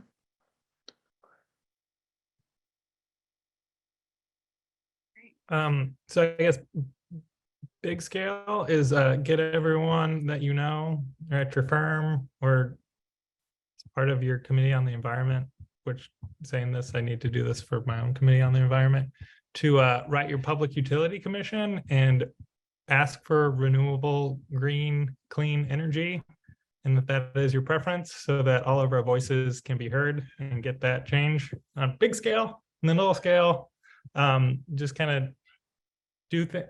Sorry if y'all hear my cat, but do things that kind of lead to change and lead by example. And whether that is, don't let perfection be the enemy of good. So kind of follow your heart in terms of kind of making change, and make sure everyone kind of sees what you're doing, and hopefully it inspires other people to do that as well. Great, thank you. And now it's 4:31. Oh, we're over I know, time. sorry, we went over a little bit. Thank you everyone for staying with us. Again, thank you to our sponsors, SU Dumez Ripple, Eniad, Multi Studio, Wink Architecture, and Nano LLC. We'll be back here again tomorrow at 12:30, and our focus will be on community and advocacy. We're very excited for tomorrow, and we hope that you will join us. Thank you, everybody. Thanks, everyone. Thank you. Thank you. Bye-bye.